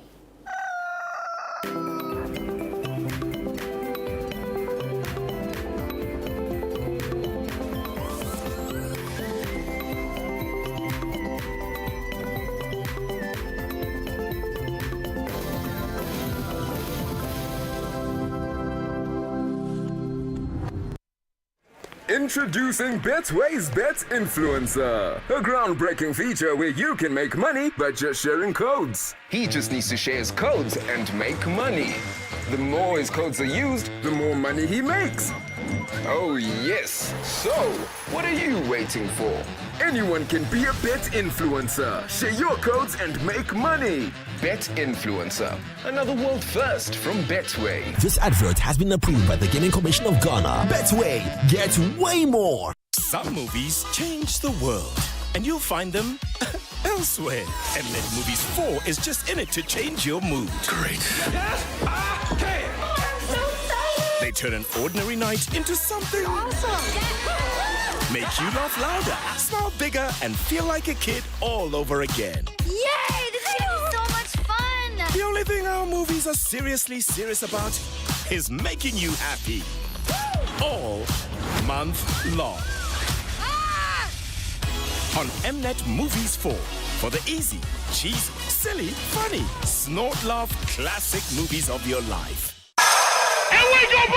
Let's get into the world of sports like never before. You know how we do it on Fridays. Join us every Friday at 7 p.m. on 97.3 City FM for Sports Panorama, your ultimate destination for all things sports. One of the biggest scandals in this country's history. You can't spend 250 million USD and come out with that.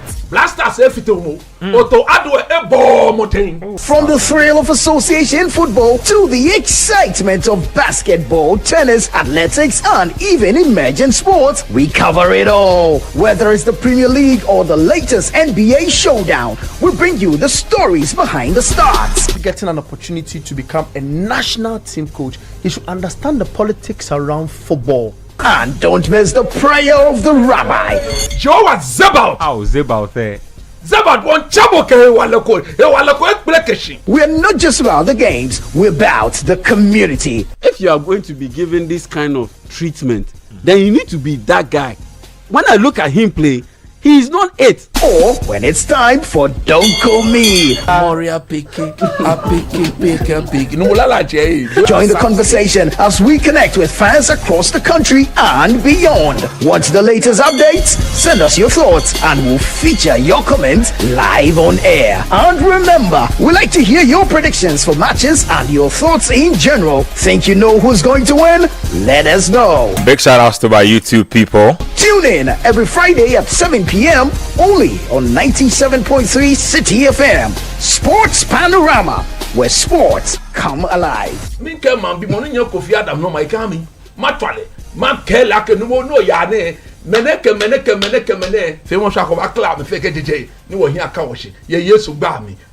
Sports Panorama, your weekly sports fix. Don't miss out on the action. Sports Panorama, catch the excitement every Friday. Welcome. It's Play to Aid. Get ready for the game show where every play has a purpose. Welcome to Play to Aid, the only game show where your knowledge and skill don't just win you prizes, they help change lives. What sport is considered the most popular in the world? Football. Every point you earn goes toward real-world support, from school supplies to health kits, clean water to emergency relief. Play smart, play big, play to aid. Catch all the action, the drama, and the heat. Most commonly spoken language in Brazil. Portuguese. Play to Aid every Sunday at 3:30 p.m. only on Channel 1 TV. Edna, let's begin. The Play to Aid game show is proudly sponsored by Tank Palace, Giraffe Island, and VVIP.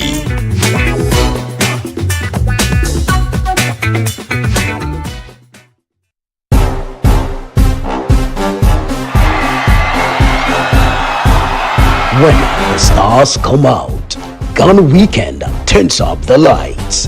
From the hottest red carpet moments to the wildest after parties. And for all your celebrations, anniversaries, and unforgettable moments, if it's happening, we're there. First, fast, and fabulously. Your front row pass to Ghana's A-list lifestyle is just a click or a channel away. GhanaWeekend.com and Ghana Weekend TV, where fame meets the fans. Promote your next big event with us, because when you party with the stars, the whole nation of Black Stars should know. Visit GhanaWeekend.com, watch and subscribe to Ghana Weekend TV on YouTube. Stay connected with us across all platforms. Follow us on Instagram with the handle at GhanaWeekend.com, on X at Ghana Weekend, on TikTok, Ghana Weekend, and on Facebook at Ghana Weekend. Join the Ghana Weekend family today. Ghana Weekend, all access, all glam, all yours.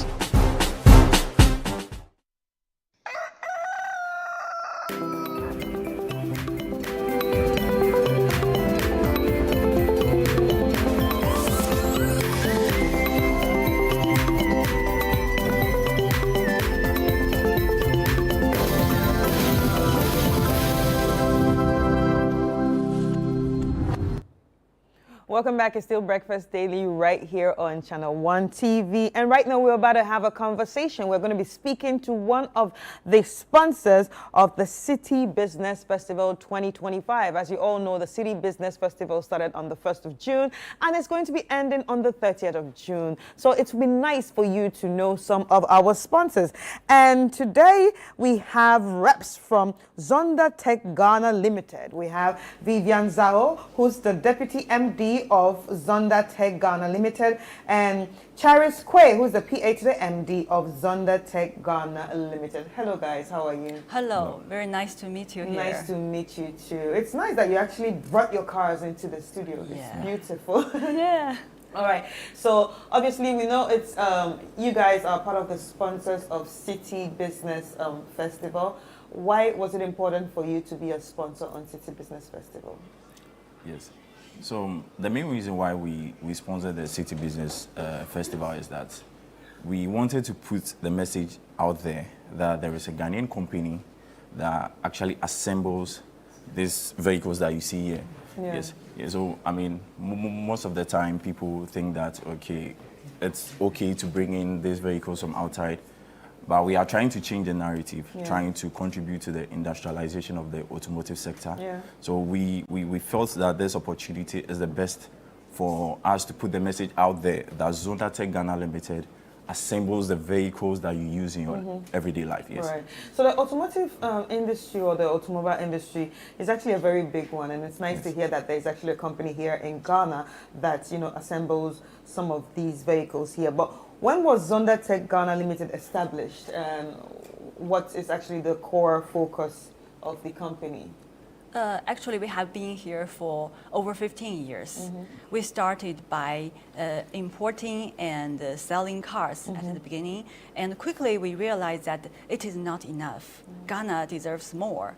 Ghana deserves its own automotive future. Yeah. So we started just imports. We began to building and to investing. Right. So since then, today we are not just a company, we are a movement. You know, we have trained hundreds of thousands of technicians, engineers. And we have built 2 massive assembling plants here. In Ghana? In Ghana, here Wow. in Ghana. Where? Yeah. Tema. Okay. Yeah. And actually, currently we are building the 3rd one to assemble electric vehicles. Yeah. Wow. It's very... Wow, to assemble electric vehicles? Yes. Not to import electric vehicles, but to assemble electric in Ghana. Yeah. Wow. So like you talked about 3 factories and stuff like that, but how many workers do you have? Almost, currently we have 500 Ghanaian. Over 500 Yeah. Ghanaian. 500 Ghanaians? Yeah. That's interesting. That's interesting. Well done. That's a very good one. So what categories of products do you actually have in Zonda Tech? Yeah, so as you can see here, we basically do it in 2 vehicles, 2 types of vehicles. We have the heavy duty and then the light duty vehicle. So this, the Haval Jolene, is an example of our light duty. There's the tractor head, and there's the tipper truck fall under our heavy duty. Right. Yes, so these are the 3 categories you have? 2 actually. Okay, we 2. have the heavy and then the light. This is under the light. There's the Jolene. The pickup, we also have a pickup here that falls under that. Then this had the heavy duty. Yeah, the we have trucks. yes, wheel loaders, payloaders, and road rollers, and all that. They fall under the heavy duty. Yes. Right. So last time a friend of mine actually was talking about this car, Yes. the Haval, Yeah. and she was talking about how she had to sell her old car wanting to buy this. In fact, I think she's already bought this car, and it's very beautiful. But now the question is it affordable? Can people buy it easily? You know, because we assemble here, we are VAT free, so it's very affordable. For instance, let's take Haval Jolene, for instance. The name in China is First Love. First Love? First Love, Haval Jolene. Yeah, Haval Jolene. Okay. So as soon as you see it and feel it and test it, you fall in love with this one. Right. Yeah, it's very beautiful. You know, myself drive this kind of vehicles. Yeah, it's affordable, and the specifications are the highest. Yeah, you know, this month, and we launch a campaign, a door-to-door campaign like Zonda on the Move. We go to Terminal Market, Marcola Market to do the car display, and we want to connect the local the market madams and to let them to see in person and to test drive for themselves. Oh, they can test drive? Yeah, they can test drive. Okay. Yeah, what we want is that every Ghanaian have access to the affordable but high quality vehicles. I like the fact that you say high quality, because most of the times people actually think anything linked to China is not high quality, but it's nice to see that these are very, very high quality. Very high quality. So high quality vehicles. our vehicles meet the standard. Right. And before we assemble these vehicles here in Ghana, we need to get certification from the Ghana Standard Authority. Right. Yes. So this is to let the public know that the vehicles have been approved by the right authority. Right. Yes. So it is good for the Ghanaian environment. Okay, so one thing when it comes to cars is spare parts. You know, a lot of people say, okay, I want to buy this car, I want to buy that car. You mention big names, but the question is, do we have the spare parts in Ghana? Do you have sales services? So now I'm throwing that question back to you. If I buy a car from you, or say buy a Haval Jolene, do you provide the spare parts when something goes wrong? And do you have after-sales services? Yes. So the main operation of Zonda is centered around the consumer, that is centered around our customers. Yes. And we know that this issue happens anytime someone buys a car. So that's why we have spare parts. I mean, when you come to our head office in Tema, we have a very big warehouse for our spare parts. We have branches across the country. We have some in Jolu, we have some in Takoradi, two in the Ashanti region, one in Obuasi, the other one in Kumasi, around the Ejisu stretch. Some in Temale. So you're also in Kumasi? Yes. Yeah, Kumasi. Right, yes. So these service centers and branches, they have warehouse where we stock our spare parts. So every vehicle that we assemble and sell, we have spare parts. Right. So you don't need to stress yourself about getting spare parts. No, we have the right spare parts from the manufacturers themselves in China. Right. Yes. So talking about stressing yourself, a lot of times economic factors come to play when people think of getting a car. You understand? So like, do you have any flexible payment plan for people who want to, say, own one of your cars? Yes, we do. So when you come in, we have a discussion with you, we know your strength, and we see where we can take it from. Yes, and we also collaborate with banks to finance cars for our customers, yes. Okay, so what makes your cars stand out in terms of durability? What makes it different from other cars? Yes. So the vehicles that we represent, the brands that we represent here in Ghana are the best in China. They are the best. When you go to China, the Great Wall, that is the producers of the Haval, they are the best. Yes, and they've even taken over the South African market. Yes, they are one of the best-selling vehicles in South Africa right now. So Zonda only deals with the best. Every vehicle that we bring into Ghana is the best worldwide. Right. Yes, and these vehicles our customers can actually attest to it. They've been using it for years, and they know that it is good and the best. Yes. Are they made for the Ghanaian roads? Yeah, they are. Clearly, we see that, The Ghanaian roads sometimes can actually disappoint your Yes. cars. Are these cars actually made for Ghanaian roads? Yeah, they are. Earlier I made mention of the fact that these vehicles are certified by the Ghana Standard Authority. Yes, when they take into consideration our Ghanaian roads and how it is, so they make sure that the parts used in assembling the vehicle can withstand our not so good road conditions. Right. Yes, and then also personally at our site, anytime we assemble the vehicle, we take it through some series of tests. And one of them is the road test, where we have the various road conditions in Ghana. We make sure that the vehicle is able to, withstand those conditions. So before you see any Zonda vehicle out there, you have to, just know that this vehicle has actually passed the test. It has actually gone through a lot of testing to make sure that it can withstand any, road condition here in Ghana and to be durable too. But what is the long-term vision for Ghana? We at present we want to create affordable, durable, and vehicles and which are environmental friendly. But for a long-term vision, we want to do more than that. We want to build our vehicles which meet the highest standard, just as Queen mentioned. And also, we are about building an integrated ecosystem and shaping the future of Ghana auto industry. And we want to make Ghana auto market a huge success. Yeah. Yes.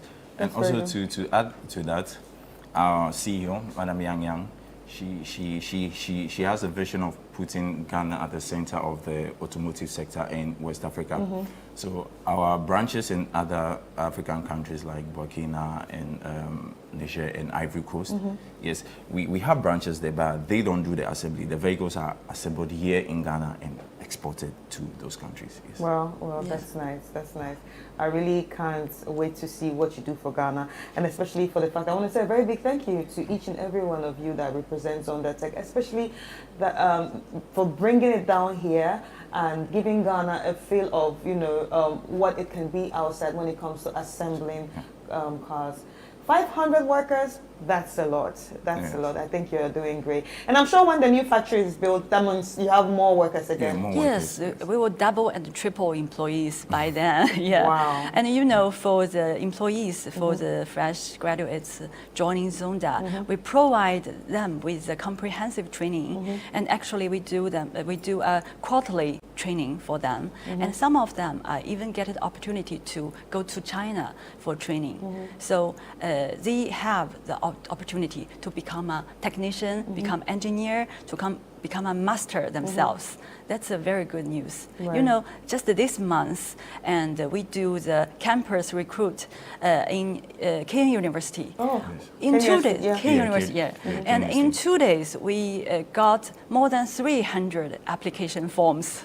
In 2 days. In 2 days, there are a lot of students who are majoring in mechanic, engineering, or related majors. They are very interested in us.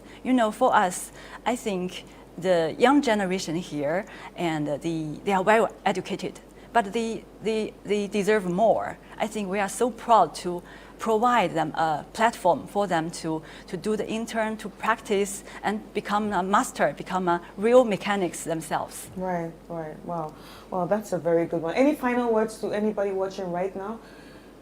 Do you want to tell people about Zonda Tech? So whatever vehicle that you need, be whatever see, this is it. Anytime you think of vehicles in Ghana, think of Zonda, because we are affordable, we are reliable, and we are trusted. Yes. Yeah. And also we are sincerely invite all of Ghanaians to come to our headquarters or our 9 branches to see and to test drive our vehicles and to see our fabulous vehicles just for you. Right. So where are you located in case people want to reach out to you? Yeah, so we have our head office in Tema, is on the Tema Flower Road, directly opposite the TT Brothers. We have a showroom at Spintes, around there is directly opposite the Printers Junction. We have a branch in Jowulu, Takrady, Budumburam, and Sawam, and Obuase, then Kumasi, and Temale, yes. All right. Thank you so much. Yeah. Thank you so much. It was really nice having this conversation with you. And also, we want to say a very big thank you to your company for being part of the Absa City Business Festival. And as you all know, the Absa City Business Festival is a festival that we talk everything business, you know, from every industry in business. And it's nice to see that the automotive industry is actually doing well, especially with a company like Zonda. Thank you so much for what you're doing, Ghana, and thank you so much for being part of it. Ladies and gentlemen, we've been speaking to Madam Vivian, who is the Deputy MD of Zonda Tech Ghana Limited, and Karis Kwe, who is the PA to the MD of Zonda Tech Ghana Limited. And they were sponsors, or they are sponsors of the Absa City Business Festival, which is going to be coming to an end very soon. So it's just nice for you to see some of our sponsors that made this happen. Now we're going to take a quick break, and when we come back, we will be back with more. Introducing a new era of sophistication and power. The Haval Julian from Zonda Tech Ghana Limited.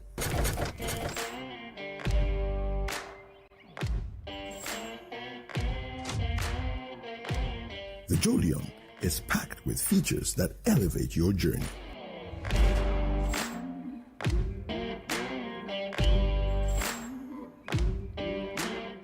Enjoy excellent interior build quality designed for comfort and style.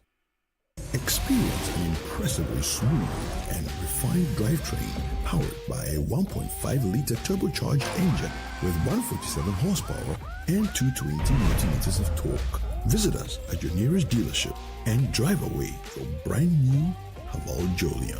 Call us on 0501 772222 or 0501 773333.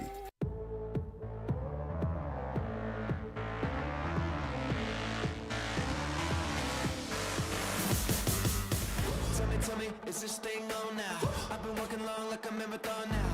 Tying up words, making them a bomb now. Tell me, we turn on the alarm now. I got a message when they put it in a song now. I'll see you later, all the haters got it wrong now. We're touching the lightning, we're coming alive, yeah. We're feeling inside, yeah. We got the power.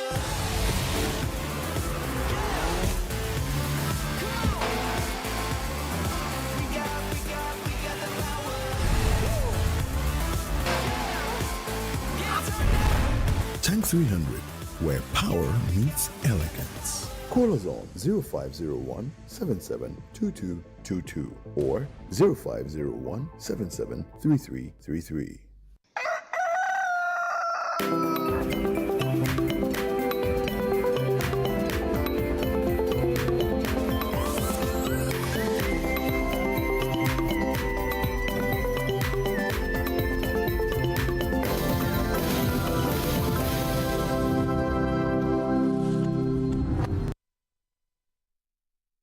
My name is Lydia Safwa. I'm from Safusco Ghana Limited. I'm the managing director for the company.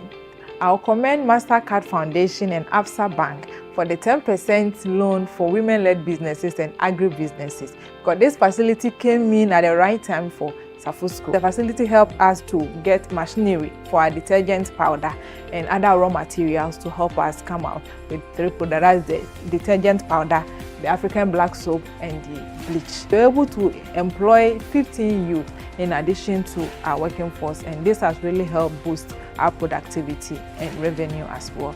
Annually, we organize the Global Hand Washing Day in schools within our vicinity. We hope to make sure that Safusco helps to combat diseases from the schools. We are trying to have volunteers within the school. Those volunteers will help make sure that the project is being sustained in the school.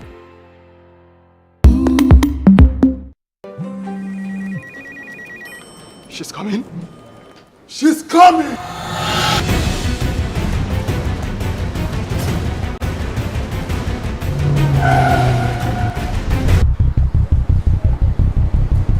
Oh, it's in. Red out receipt now!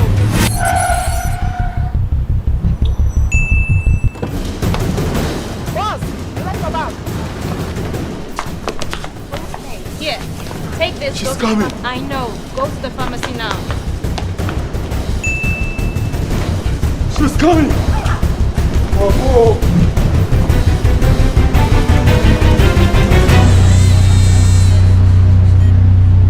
She's here. Pay faster, pay safer, and pay easy with Momo app. Download now and pay with the QR code, merchant ID, and so much more. This June, the business wave is back and it's bigger than ever. The City Business Festival 2025 on City FM and Channel 1 TV, where it's all about business.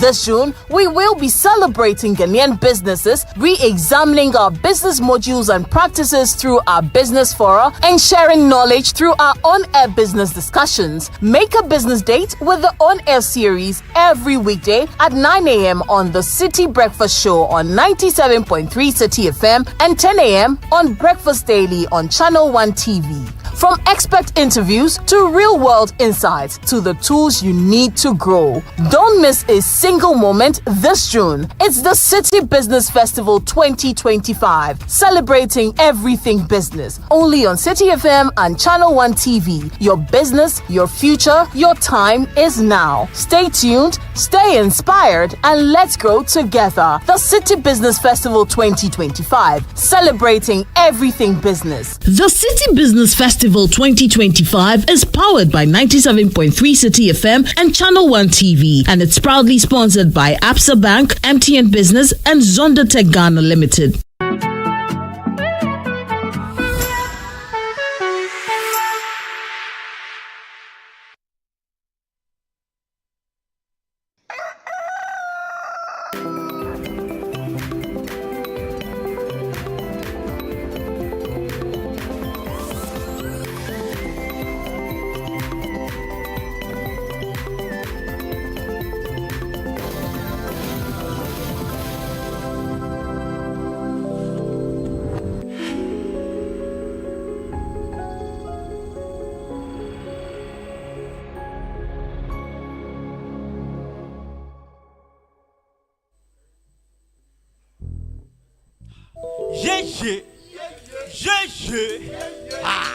So let me begin with this quote from Sheung Kuti, and he says, "No nation can rise above the consciousness of its people. Where we are today is a reflection of the collective consciousness of every individual in this country. Mama Africa." Hey!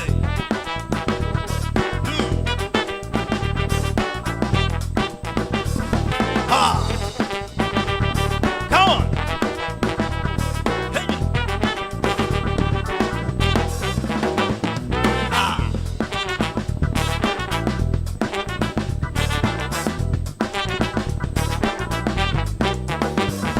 Come on!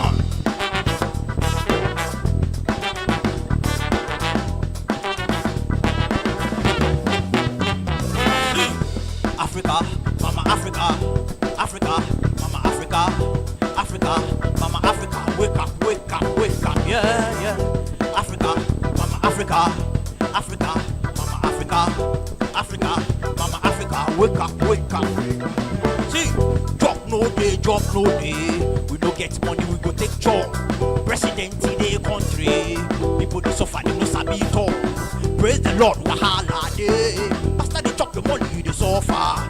The school, the road, hospital, I go fix so.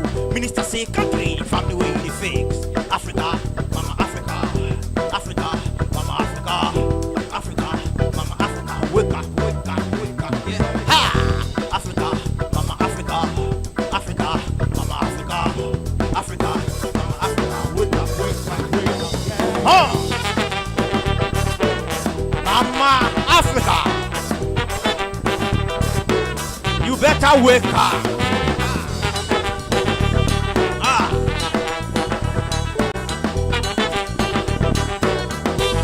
See, I go help you go America. Before they face the country, we dey Africa. Selling fish to the fish, you be man. You the brother manufacture the blow vuvuzela. Yo, yeah. Hey, Africa, Mama Africa, Africa, Mama Africa, Africa, Mama Africa, wake up, wake up, wake up, yeah, yeah. Africa, Mama Africa, Africa, Mama Africa, Africa, Mama Africa, wake up, wake up, wake up, yeah, yeah. Africa gets gold, diamond, bauxite. Africa gets cocoa, iron and timber. Africa gets petroleum, silver, copper. We they sell them where the money they go. We they sell them where the money they go. Who is that? Who is that? Hey, hey. I don't know. Let's take it again. I don't know. Africa gets gold, diamond, bauxite. Africa gets cocoa, iron and timber. Africa gets petroleum, silver, copper. We they sell them where the money they go. We they sell them where the money they go. Ah, who is that? Don't you know where your tax is going to? Are you mad? I don't know. Are you mad? Hey, see, don't you know? Hey. Don't you know that the tax we are paying, it is in some minister's account? They said they'll use it to solve, they'll develop the country in the year 2090. Haven't you heard? I don't know. Don't you know that they've used the money to build National Cathedral? And this Sunday we are going to church. These people, what they wrong there? Don't you know that they've used the money to pay the teachers and the nurses? They've given them 10 months advance payment. Don't you know? I don't know. Hey, they've used the money to fix streets like you. When you are going this evening, go and check the Jolu Street, Legon Street. That place is shining. Don't you know? I don't know. If you don't know that, then me too. I don't know. You too. You are mad. That means that somebody chop the money. Somebody chop the money. I don't know. Hey, make I ask you. Hey, President they chop the money. Minister they chop the money. President they chop the money. Minister they chop the money. Hey, President they chop the money. Minister they chop the money. Koji they chop the money. Pastor they chop the money. Hey, President they chop the money. Minister they chop the money. Pastor, they chop the money. Minister, they chop. Hey! Africa, Mama Africa. Africa, Mama Africa. Africa, Mama. Wake up, wake up, wake up. Yeah. Hey! Hey, Africa, Mama Africa. Africa, Mama Africa. Africa, Mama. Wake up, wake up. See, what I love about Afro music is that it connects to our body, our minds, our spirits, and our souls. At this very moment, join us as we fully activate our consciousness. So whatever I say, you repeat after me. See, Yenarai assassin. Yenarai assassin. Yenarai assassin. Yenarai assassin. Wono woman ne. Inke wono woman ne. Inke wono woman ne. Inke wono woman ne. Yenarai assassin. Missy Yenarai assassin. Missy Yenarai assassin. Missy Yenarai assassin. Inke wono woman ne. Inke wono woman ne. Inke wono woman ne. Inke wono woman ne. Hey, Yenarai assassin. Missy Yenarai assassin. Hey, Missy Yenarai assassin. Missy Yenarai assassin. Inke wono woman ne. Inke wono woman ne. Inke wono woman ne. Inke wono woman ne. Inke wono wono. Inke wono. Inke wono. Inke wono. Inke wono. Inke wono. Hey, Africa. Africa. Mama Africa. Africa. Mama Africa. Africa. Mama Africa. Wake up. Wake up. Wake up. Yeah, yeah. Africa. Africa. Wake up. Africa. Africa. Africa. Wake up. Africa. Africa. Wake up. Africa. Wake up. Wake up. Wake up. Yeah, yeah. Africa.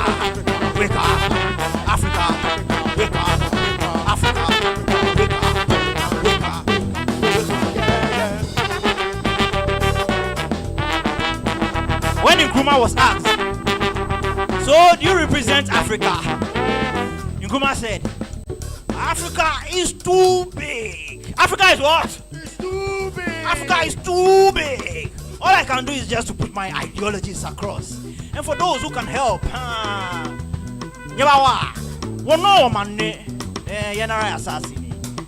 Mama Africa. Yes, thank you.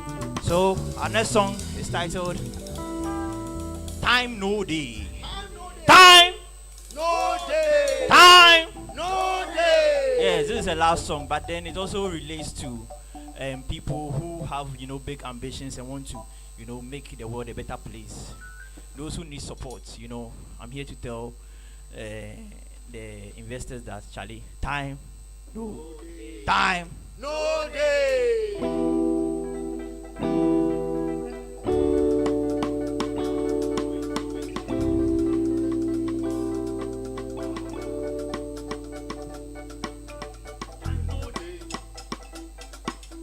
Time no day, oh. Woman, you dey make her day tire. You dey make her day, Lady, my lady, yo. Why they do me so? Be like man don't follow. Time no day. Time no day, oh. Woman, you dey make her day tire. They make her date, Lady, my lady, oh. Why they do me so? Be like man don't follow. You know say I dey feel your love. You know say I dey feel your matter. Lady Shani Keke, you dey my mind. You dey make my body all day tire. Lady, my lady, oh, why they do me so? Be like man don't follow. Time no day. Time no day, oh. Woman, you dey make her day tire. You dey make her day, Lady, my lady, oh, why they do me so? My heart don't be suffer. With a big book for you. Oh. Love me, make you love me. Love me back, put my enemies to shame. Cause time no day. Time no day, oh. Woman, you dey make her day tire. You dey make her day tire. I say lady, my lady, oh. Why they do me so? Be like my son,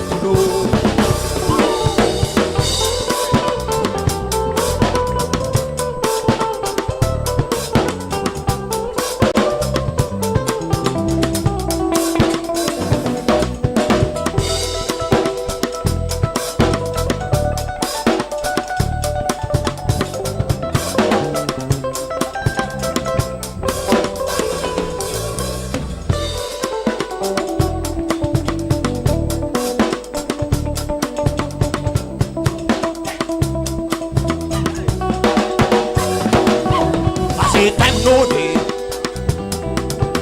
Time no day, oh. Woman, you dey make her day tire. You dey make her day, you dey make her day. Lady, my lady, oh. Why they do me so?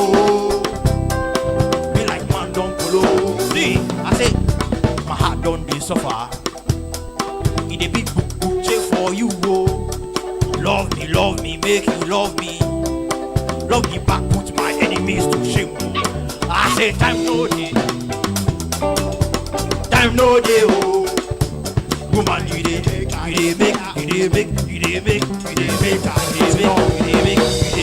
say time no day. Hey, why they do?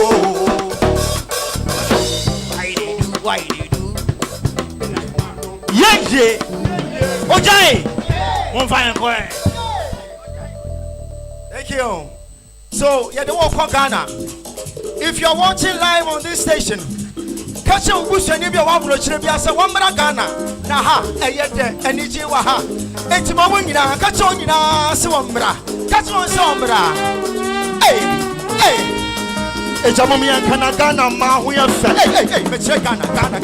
Okay.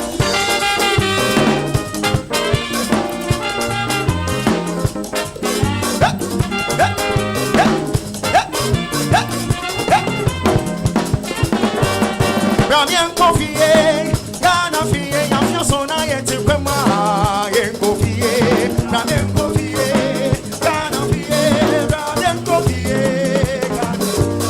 Ramenko fie, Ghana fie, Yafia Sona Yeti Kwema, Yenko fie, Ramenko fie, Ghana fie, Ramenko fie, Wado!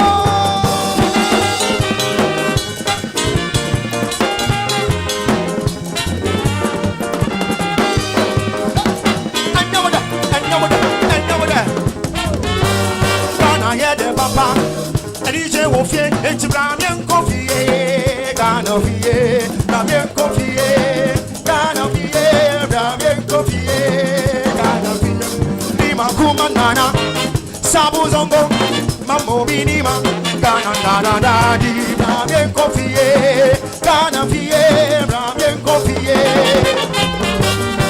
East Lagos Printers, Ghana Niane Papebi, Zomunjegida. Ghana Gida, Bramian Coffee, Ghana Fie, Bramian Coffee. Wait, I took with you. Go, Yaga. So, anyway, I am coming Kakena. Yantia Peleze, on the road. What? Come on, Papa Kena. Coming Kakena. Kelle, will live it die. Kelle, oh, we want now. So, and for Kokubi. For cover my low. Okay.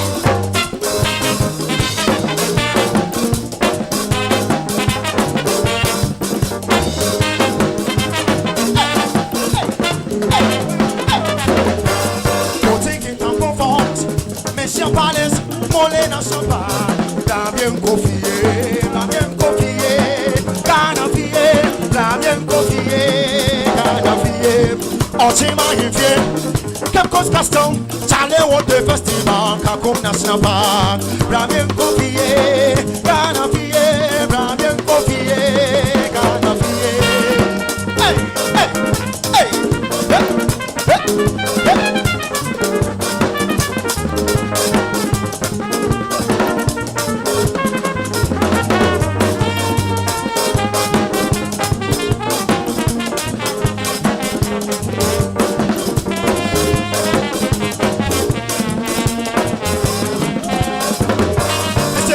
Coffee, Ghana fie, Yafia Sona Yeti Kwema, Yenko fie, Bramian Coffee, Ghana fie, Bramian Coffee, Ghana. Messe Ghana de Papa, Bramian Coffee, Yenko Dia watch it, Bramian Coffee, Yenko Uista, Bramian Coffee, Yenko Kodi Kundo, Bramian Coffee, So, Opechocho, Bramian Coffee, what? Omo, Bramian Coffee. Inke olalo, Bramian Coffee. Tell you what it. Say young president. Ya washere, Bramian Coffee. Ya president. Messe kaho, messe young hey, hey. Messe kaho, messe young hey, hey. Messe one my kweja wo, hey, hey. Messe one my kweja wo, hey, hey. Messe young kodi fufu. Asana watching, hey, one my pressure, Missy, one my pressure, hey, it's him and I'm more to young, hey, Missy, I fear to be it's a young body, Bruno, Daniel, Giddy.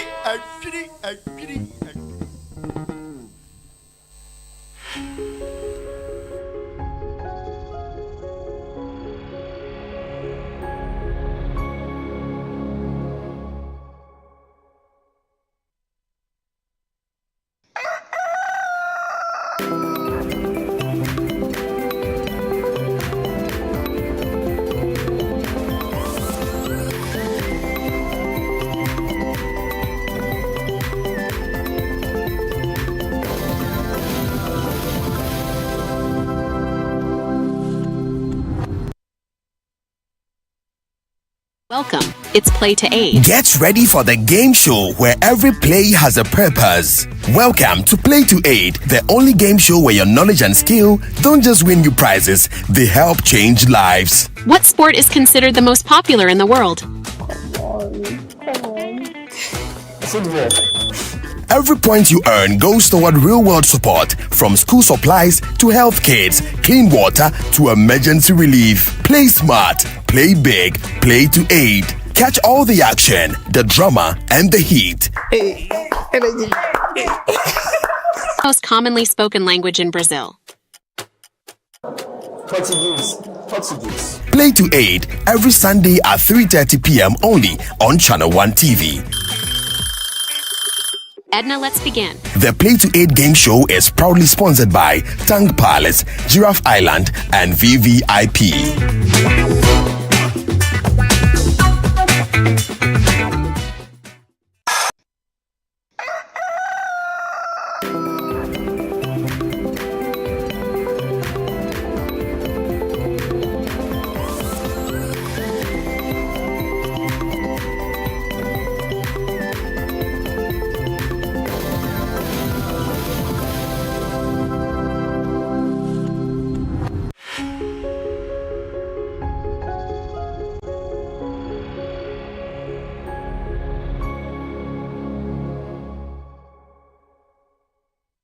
All right, welcome back, and I hope you enjoyed that, oh God, that performance by Yeye and the Oja band. Like, I can't get enough of it. I was dancing behind the scenes. I wish you could have seen me dancing. If it wasn't for the makeup and I had to come back on screen, by now everything would have gone.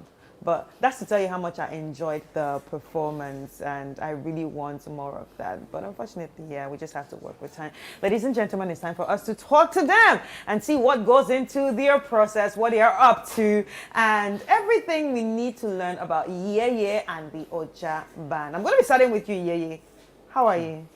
I'm great. You're all welcome to the studio. Thank you so much. You're looking amazing. Thank you. Are you brothers? No, please. Why'd you look alike?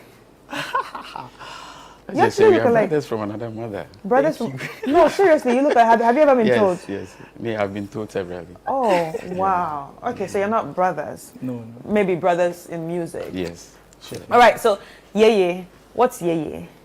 Yeye. So Yeye is more like a traditional chant. Oh. You know, Yeye. You know. Oh, so I'm not saying it was. I have to. Yes. So I got that whilst I was performing in the streets. You know, I was doing my music thing, and I noticed people would always be chanting Yeye, which is common among us. And so I'm like, oh, if I would be an artist, I'm going to use that name since it's easy to. Yeah. What sort of music do you do? How would you describe your music? I would describe it as Afro music. Afro music. Yes, it's a fusion of our traditional. If you can see me, like I'm moving because I'm still thinking about the whole Brian called the song that it's still, you know, spiritual. Yeah, like I said, our music connects to our body, our spirit, and our soul. So yeah, that's the African vibe. So like I was saying, Afro music is a fusion of the African traditional rhythms, which we have so many rhythms here in Ghana. You know, Adowa, Agbaja, and all those, and you have the Afro beat, and also a fusion of some. Contemporary style. So you mix everything together. Yes. So as and when I feel, as and when the music comes, you know, I just put it out there. Right. Oja band. Oja band. So that's nice. You gave us a very, very electrifying performance. Thank you. Too. Thank you. Like I couldn't stop dancing. Yeah. I saw myself bending down low, you know, taking videos, you know, and doing all that. Yeah. So how long have you been in existence for? Almost 17 years. 17 years. Been in the system, but on a low key. On a low key. But God's time is the best. Thanks to my brother. I think now is the God's time. Yes. God is using him to unearth Oja band. We've been in existence since somewhere 2008. You know, so we are there. We also do similar songs. That's why we connect. Yeah, that's why you connect. We do Afro High Life. We call our music Afro High Life. And we mostly speak about issues affecting society, whether positively or negatively. Man, they suffer. African food. Yeah, you know. You know? Yeah, so that's the vibe. That's the vibe. Everything is Uja. And we love the vibe. Thank you so much. We really do love the vibe. Thank you for the opportunity. So who do you actually listen to? This is to both of you. I'm going to start with you. Who do you listen to? Who do you get inspiration from? Inspiration. I listen to every kind of music because music is a language on its own, you know. So it's really about the message. You know, sometimes you hear people preaching against hip hop and all that, but people should also know that hip hop itself was a movement which, you know, helped some people back in the days. Yeah. High life has its history. Boga High Life has its history and all that. So for me, I listen to every genre. So yes, my inspiration also comes from my experience. So when I actually have so many songs, like I have about 25 songs, and this, what you've seen here is just the tip of it. I tell a lot of stories in my songs. Yes, so people are able to relate to them. Yes. Yes. Right. Oja Band, who do you listen to? Oja Band was inspired by a sweet personality and the sweet music of the one and only Richard Bona. That is what gave us the inspiration. I mean, he is the one who gave us the inspiration to toe that line, the Afro jazz music. So ever since, we've been listening to Richard Bona, the likes of Salif Keita, the likes of Hugh Masekela, and you know, all the likes. Right. You know, back home in Ghana, Manziba, Resoma, those who do conscious African music, they are the ones that inspire us. Right. Yeah. Conscious African music. I like that. So why was it important for you two to actually collaborate and work together? Okay, so you know, I've been playing with other bands, and my brother reached out to me because he also noticed we're doing the same thing, and you know, the connection was just there. I saw his page and I was like, no, these people are great. So I think, you know, when two great forces come together, it's a good synergy. Exactly. Yeah. So I'm like, okay, so if I'm having any gig where I can, they will be available, then Why not? Yes. So I had a slot here, and I just called on them, and they were like, we are in. Yeah. I think you guys are actually a force to reckon, and I think you should, you know, keep working together. But I heard you were called Niyama before. Yes. A little girl just told me. Niyama hasn't changed. Niyama is still there, but then Niyama does cover songs. So yeah, so Niyama Mensa plays for weddings, birthday parties, and still the street thing goes on. You sing on the streets? Yes. Where? What streets? Oh, I've done many places. Zungolin, where you go and ask the whole of Zungolin, they know me very well. So I have a Medina. question. When you say you perform on the streets, I have a question. Sure. Is it the kind of performance that you perform and people just drop money in bags? Yes. As in basking, yes. I know. It's not that common here. It's not that common here. But then it was something I thought it wise starting up so that our other creatives may also follow. Do you get a lot of money? Oh, it depends sometimes. But the truth is, it actually gives me gigs. You know, because when people see you on the street, especially when your sound is good, people will just invite you for a gig somewhere. But you get money? Oh, when they invite you for the gig, of course you have to pay. On the street, you get money? Oh, yes. Like how much? Once it's like from the heart. Money? No, you see, when you receive money from the street and it's even 1 cedi, that comes out from the abundance of the heart. So that's a lot. So even if I get 10 cedi, that's someone's hard-earned money that he or she is giving to you. And when I see the joy on their face, they are some people get so excited. And you know, music, because it's not something that's very common. Exactly. And music, sometimes if you don't take care, when music takes over your mind, you can throw you can give out all your money. Have you ever done anything with the band on the street before? Nope, not yet. But have you ever thought of it? Yes, but then I've not done band in the streets. I'm a one-man band for the Niyama. I've been a one-man Okay, so it's Niyama that goes to the streets? Yes. Okay. But yeah. It's now is the professional. Yeah. Anyway, Ojaban, how can people actually reach out to you in case they want to invite you to perform this electrifying performance that you just gave us this morning? Thank you so much. So our contact is 0244 479749. 0244 479749, and all social media is Ujaband, one word, Ujaband. Ujaband. Yeah. All right. Yeah. How can people reach out to you? Oh, just follow me on my Instagram, yeye.official. It's YIEYIE.official. I have every detail there. Yes. So are you on streaming platforms? Yeah? Yes, every are you also on streaming Yes, platforms? all the streaming platforms. Yes. We have songs over there. Wow. Yeah. That's good. So what's the future of Ujaband? The future of Ujaband is to see us or hear from us in the near few days, few years coming. You hear us playing all the festivals in the world. Right. Amen. Trust me. Inshallah. Yeah. By the grace of God. Future. We just pray any for album.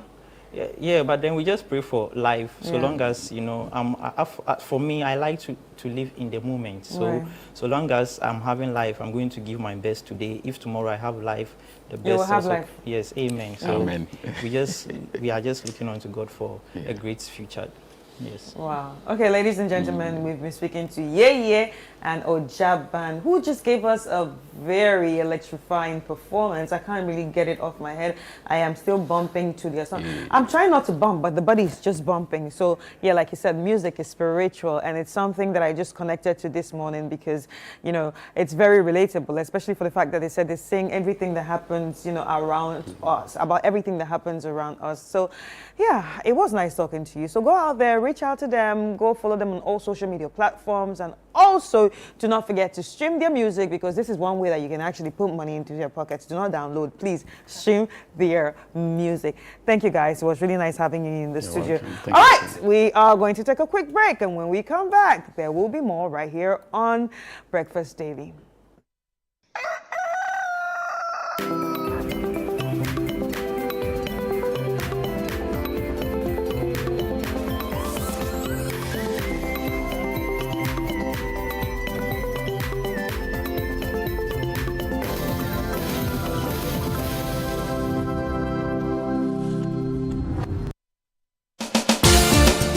Where politics meets power, where the tough questions are asked. Welcome to Face to Face. Every Tuesday at 9 p.m., join Umaru Sanda Amadou as he takes you face to face with the key players shaping the future of our nation. I lost over $10 million at the trade fair. You had a fight with the management of trade fair? I don't have a fight with them. I just deplore the way they went about what they did. Let's talk about the chief prosecutor of the state at the time that you were being prosecuted, Godfrey Yeboah Dame, the Attorney General. Yes. I think he was directed to jail us. By who? By the system. Boku has been a failure for your government, though. Can't be a failure. You have not solved it. No, you are not praising them, the previous government for solving it, which was even a more difficult case. It's quite obvious that from these votes, the people felt that let's just let you go. So they were disappointed in us. You are essentially the worst government in the Fourth Republic. I don't know how you are doing that. Based on the indicators. Yes, based on the number of people who refuse to come and vote for you. If that is your analysis, then why not? No filter, no boundaries, just the truth behind the headlines. Deep, bold, and unflinching. Face to Face with Umaru Sanda Amadou airs on Tuesdays at 9 p.m. only on Channel 1 TV, where politics gets real. Welcome. It's Play to Aid. Get ready for the game show where every play has a purpose. Welcome to Play to Aid, the only game show where your knowledge and skill don't just win you prizes, they help change lives. What sport is considered the most popular in the world? Football. Every point you earn goes toward real-world support, from school supplies to health kits, clean water to emergency relief. Play smart, play big, play to aid. Catch all the action, the drama, and the heat. Most commonly spoken language in Brazil. Portuguese. Play to Aid every Sunday at 3:30 p.m. only on Channel 1 TV. Edna, let's begin. The Play to Aid game show is proudly sponsored by Tang Palace, Giraffe Island, and VVIP.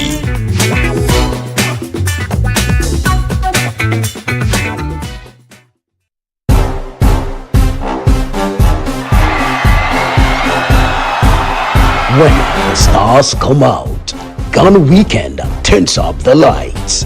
From the hottest red carpet moments to the wildest after parties. And for all your celebrations, anniversaries, and unforgettable moments, if it's happening, we're there. First, fast, and fabulously. Your front row pass to Ghana's A-list lifestyle is just a click or a channel away. GhanaWeekend.com and Ghana Weekend TV, where fame meets the fans. Promote your next big event with us, because when you party with the stars, the whole nation of Black Stars should know. Visit GhanaWeekend.com, watch and subscribe to Ghana Weekend TV on YouTube. Stay connected with us across all platforms. Follow us on Instagram with the handle at GhanaWeekend.com, on X at Ghana Weekend, on TikTok, Ghana Weekend, and on Facebook at Ghana Weekend. Join the Ghana Weekend family today. Ghana Weekend, all access, all glam, all yours. This June, the business wave is back and it's bigger than ever. The City Business Festival 2025 on City FM and Channel 1 TV, where it's all about business. This June, we will be celebrating Ghanaian businesses, re-examining our business modules and practices through our business fora, and sharing knowledge through our on-air business discussions. Make a business date with the on-air series every weekday at 9 a.m. on the City Breakfast Show on 97.3 City FM and 10 a.m. on Breakfast Daily on Channel 1 TV. From expert interviews to real-world insights to the tools you need to grow. Don't miss a single moment this June. It's the City Business Festival 2025, celebrating everything business. Only on City FM and Channel 1 TV. Your business, your future, your time is now. Stay tuned, stay inspired, and let's grow together. The City Business Festival 2025, celebrating everything business. The City Business Festival 2025 is powered by 97.3 City FM and Channel 1 TV, and it's proudly sponsored by Absa Bank, MTN Business, and Zonda Tech Ghana Limited.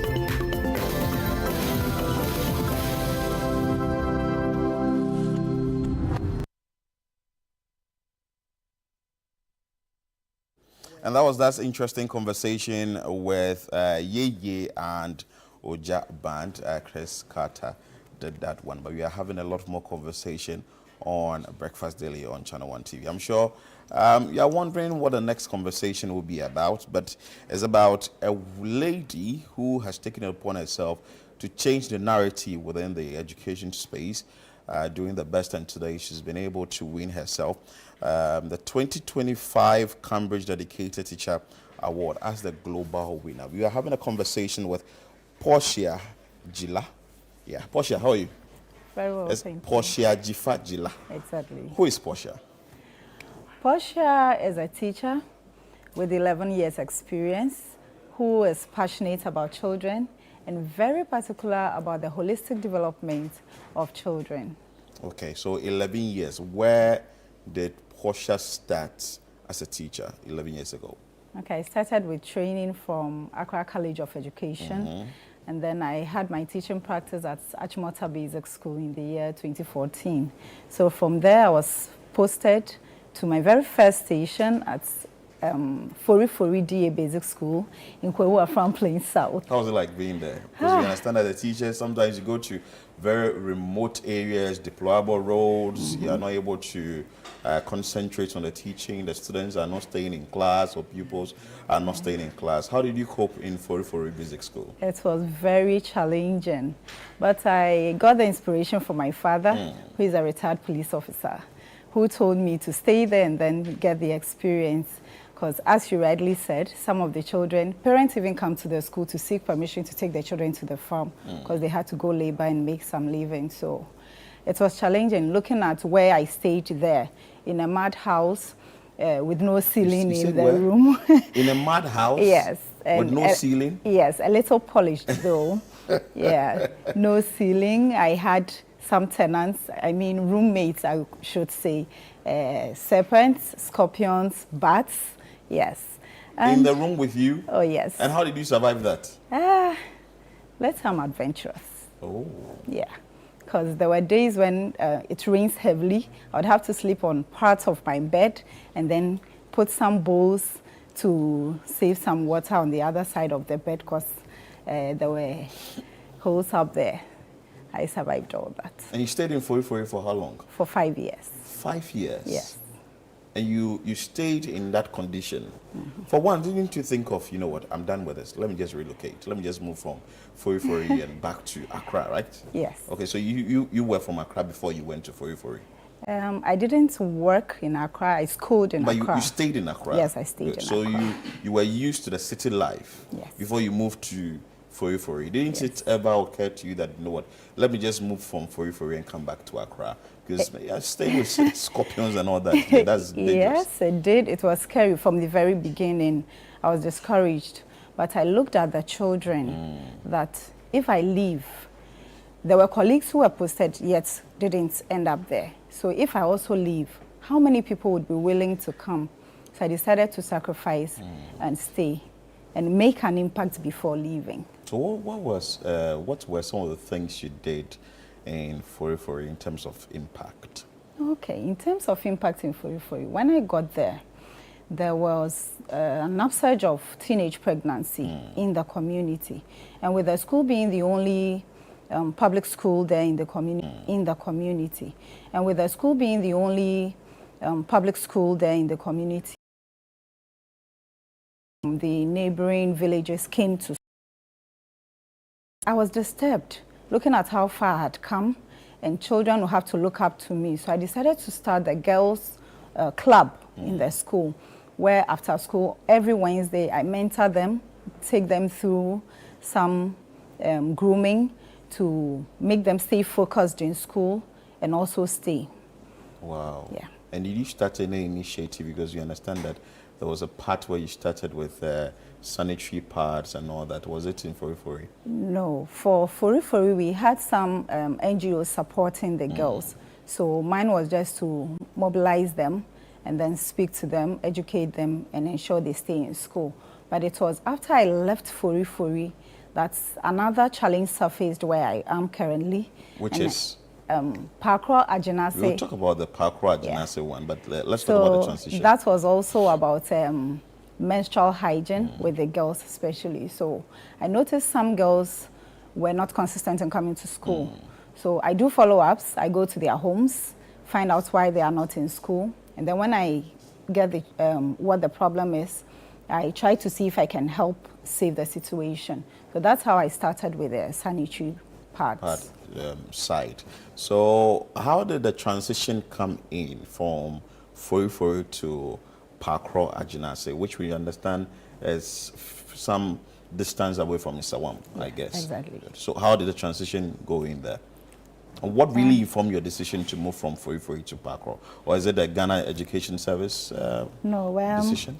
After staying in Forifori for that number of years, I felt I had made enough impact. So I decided to move and at least get closer to family in Tema. That's how come I applied for transfer, which now we call reposting. And then I came to Kwapem South District. And then the district decided we would put you at Pakro Ajinase Anglican School. And that's the closest you can go to Tema? Yes. So you now you reside in Pakro. Exactly. Tell us about Pakro. Which side of, where is Pakro? I have not heard of the place before. This is my first time hearing of Pakro. Pakro is a community about 40 miles away from Isawam. And it's a farming community.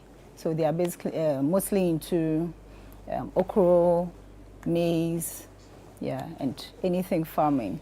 So that's what they do for a living. And It's challenging being in Park Road. Oh, really? Even closer to Tema? Oh, yes. The road network is really very terrible. Yes. And I think there should be a spa at Park Road, because after traveling that road, you will need some massage. The road is bad. And then the children in the community seem to not see the world outside. Okay. Yes, looking at how the environment is, their focus is, okay, after school, if I'm able to go to secondary school, it ends there. So I had to take up another move to try to incite them to see that school doesn't only end after senior high school. Yeah, so with that, I am currently in charge of the gender club in our school, where I mentor the children, take them through some topics like cyberbullying, menstrual hygiene, personal hygiene, and then several other things. I also teach them soap making and some other skills, so that assuming they are out of basic school and they are unable to pursue further, they can have some skills, something to do. So you have taken upon yourself to teach them these skills? Yes. So is it that their parents are aware, or is it an extracurricular activity in the school, or you just organize the girls in Park Road to just do that for them? Okay, this is actually not only for the girls, it's for both gender. Okay. So we call it the Gender Club, and it's an initiative by KOICA, the Korea International Cooperative Agency, yeah, which they brought to Equiapem South, and it's in most of the schools. So their focus is maths and science, but they added the Gender Club to inspire the girls who don't really have interest in the maths and the science. So though I don't teach maths nor science, I am in charge of the Gender Club, where we take them through those skills. Their parents are aware, actually, so we take them through their skills. So assuming they don't have interest in either of those subjects, they can at least have children like hands-on activities. So if there's something they can operate, manipulate, they find so much interest in it. It looks like you are born to teach. If not for teaching, what else would you have done? I'll be a broadcaster. Or a broadcaster? Oh, yeah. Well, let's change seats. You sit here and I sit on the other side. But that's amazing. So how did you get into this whole Cambridge award thing, and now you are the 2025 award winner for this particular award scheme? Tell us about it, and how did you get in there? Okay, thank you. A colleague contacted me on Facebook and told me he's been following what I do. I usually post some stuffs there, sometimes what I am teaching in class and some extracurricular activities I do with the children. So he saw it and sent me a message and said, oh, there's this award, which I think what you are doing fits it, so you can give it a try. So he sent a link, I went through it and realized, okay, the previous winners were also doing something outside the classroom. And their focus is actually on impact, what impact the teacher is making in the lives of the children outside the classroom. So I would have to need somebody to nominate me. So I spoke to a colleague, she accepted. I drafted my story of my teaching journey, gave it to her. She put in the nomination for me. Later, I received an email from Cambridge that I had been nominated for the award and that they would update me if anything happened. So later, again, I got another message that out of 5,000 nominations, wow. Yeah. 5 good thousand, the whole world. Oh, yes. From 101 countries, they read stories about teachers and they shortlisted us to final 90. And with the final 90, there were 9 regions, so 10 for each region. And I happened to be in Sub-Saharan Africa. So according to the judges, they went through their stories again. They sent me some questions to answer in relation to the job I do and some other things relating to my teaching career. So I answered all those questions. I sent them links to the location where my school is. At some point, they couldn't even find my school on the Google Maps. So later, I had to send some pictures for them. Tell us how rural and how remote that area is. Very remote. So they located us, and the judges adjudged me the regional winner for Sub-Saharan Africa. Wow. Yes. We have that video. Let's bring you that video when she was adjudged the winner, and we have a conversation after.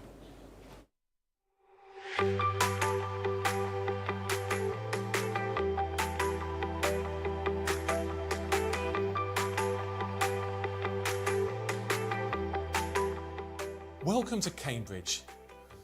In just a moment, I'll be revealing the global winner of the Cambridge Dedicated Teacher Awards for 2025. The Cambridge Dedicated Teacher Awards is a global competition which invites nominations of current primary or secondary teachers for their excellent work, often going above and beyond their teaching duties. This year, we had over 5,000 nominations from 101 countries, and it was truly inspiring to hear so many wonderful examples of how teachers are supporting our learners to be ready for the world.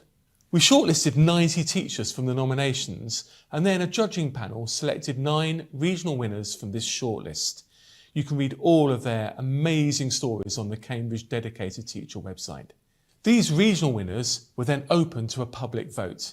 Thank you to everyone who voted. The standards were high, so it must have been a difficult choice. So, let's meet the global winner now. And I should say that I'm going to surprise them with the news. They think they're talking to me about their regional win, but I have the honour of telling them that they are in fact the overall global winner. Hello, Portia. Hello, Rod. I'm Portia, and I'm also very pleased to meet you too. Well, look, I've actually got a surprise for you today, Portia. Not only are you the regional winner of the Dedicated Teacher Award for 2025, but following a fantastic public vote, people voting on all of the regional winners, you, above all others this year, have been recognised for the amazing work that you're doing. And I am hugely proud to be able to announce that you are our 2025 global winner. Congratulations. Thank you! How do you feel? I'm overwhelmed. I don't know how to express this. I didn't see this coming. I'm grateful. Thank you. Thank you, and thanks to everyone who voted. Thanks to Ghana, the whole of Ghana, the whole of Africa, and everybody that voted for me. Thank you very much. Okay. Well, Portia, this is the award.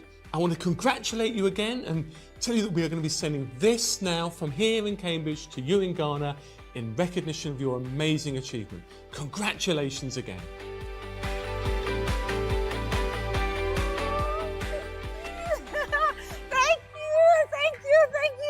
Thank you. I'm so happy. Thank you. Oh, madama.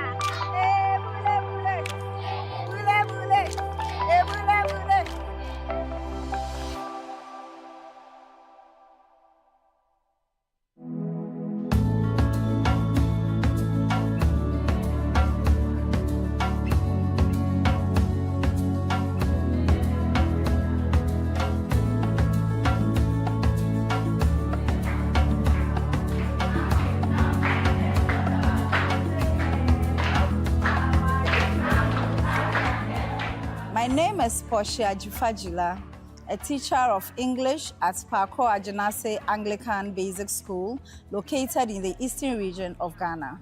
I became a teacher by choice. And what I love about teaching is the fact that I am able to impart knowledge into young people who in turn impact the world. The most valuable lesson I have learned from a student is to be patient in all situations. The project or initiative I was nominated for is my sanitary pads and school uniforms project, which I do annually for my students who come to school in tattered uniforms, and for young teenage girls who have the challenge of maintaining menstrual hygiene. We are happy to announce to you that Portia has emerged as the global winner. What it means to me being the winner for the 2025 Dedicated Teacher Awards is that I am so much inspired that the work I am doing in and out of the classroom has been acknowledged not only where I am based but also worldwide.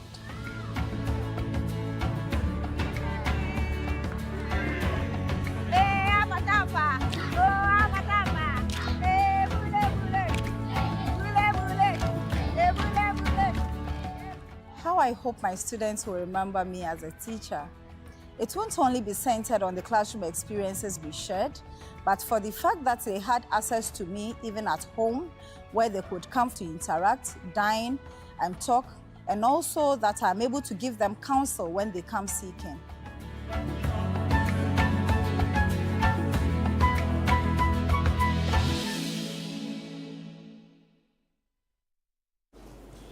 And that's the amazing moment where Jifar was announced to be the regional winner before there was an election that you went in for the global winner. How did you feel?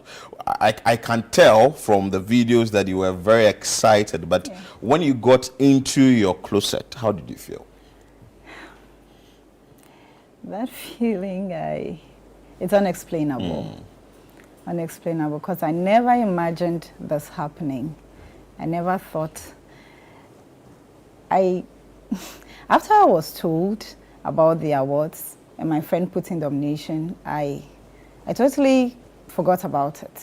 I wasn't thinking about it. So this whole thing came as a very big surprise. You thought nobody was watching. Yeah, someone was watching. And today we are seated here. But now that you've gotten the award, what next? Is it that someone will ask, is it an award that is coming with some cash? Is it an award that is giving you some opportunity to do something? Details of what the awards come with. Okay. The award didn't come with cash, but I got the opportunity to select some books, textbooks for my school. So books worth 500 Great British pounds. And the books have been presented. I got some certificates too. And for the global, I was given an opportunity to take a course, a virtual course. And then after which I'll be given a certificate. So with a virtual course, what course are you taking? Well, I'm taking English language and in relation to the Cambridge curriculum. Wow. Yeah. So one may ask that after you are done with the... Why we don't see as many of us as, as are capable, I think, as, of leading our communities and of making the right contributions. So I also recognize your expressions of support.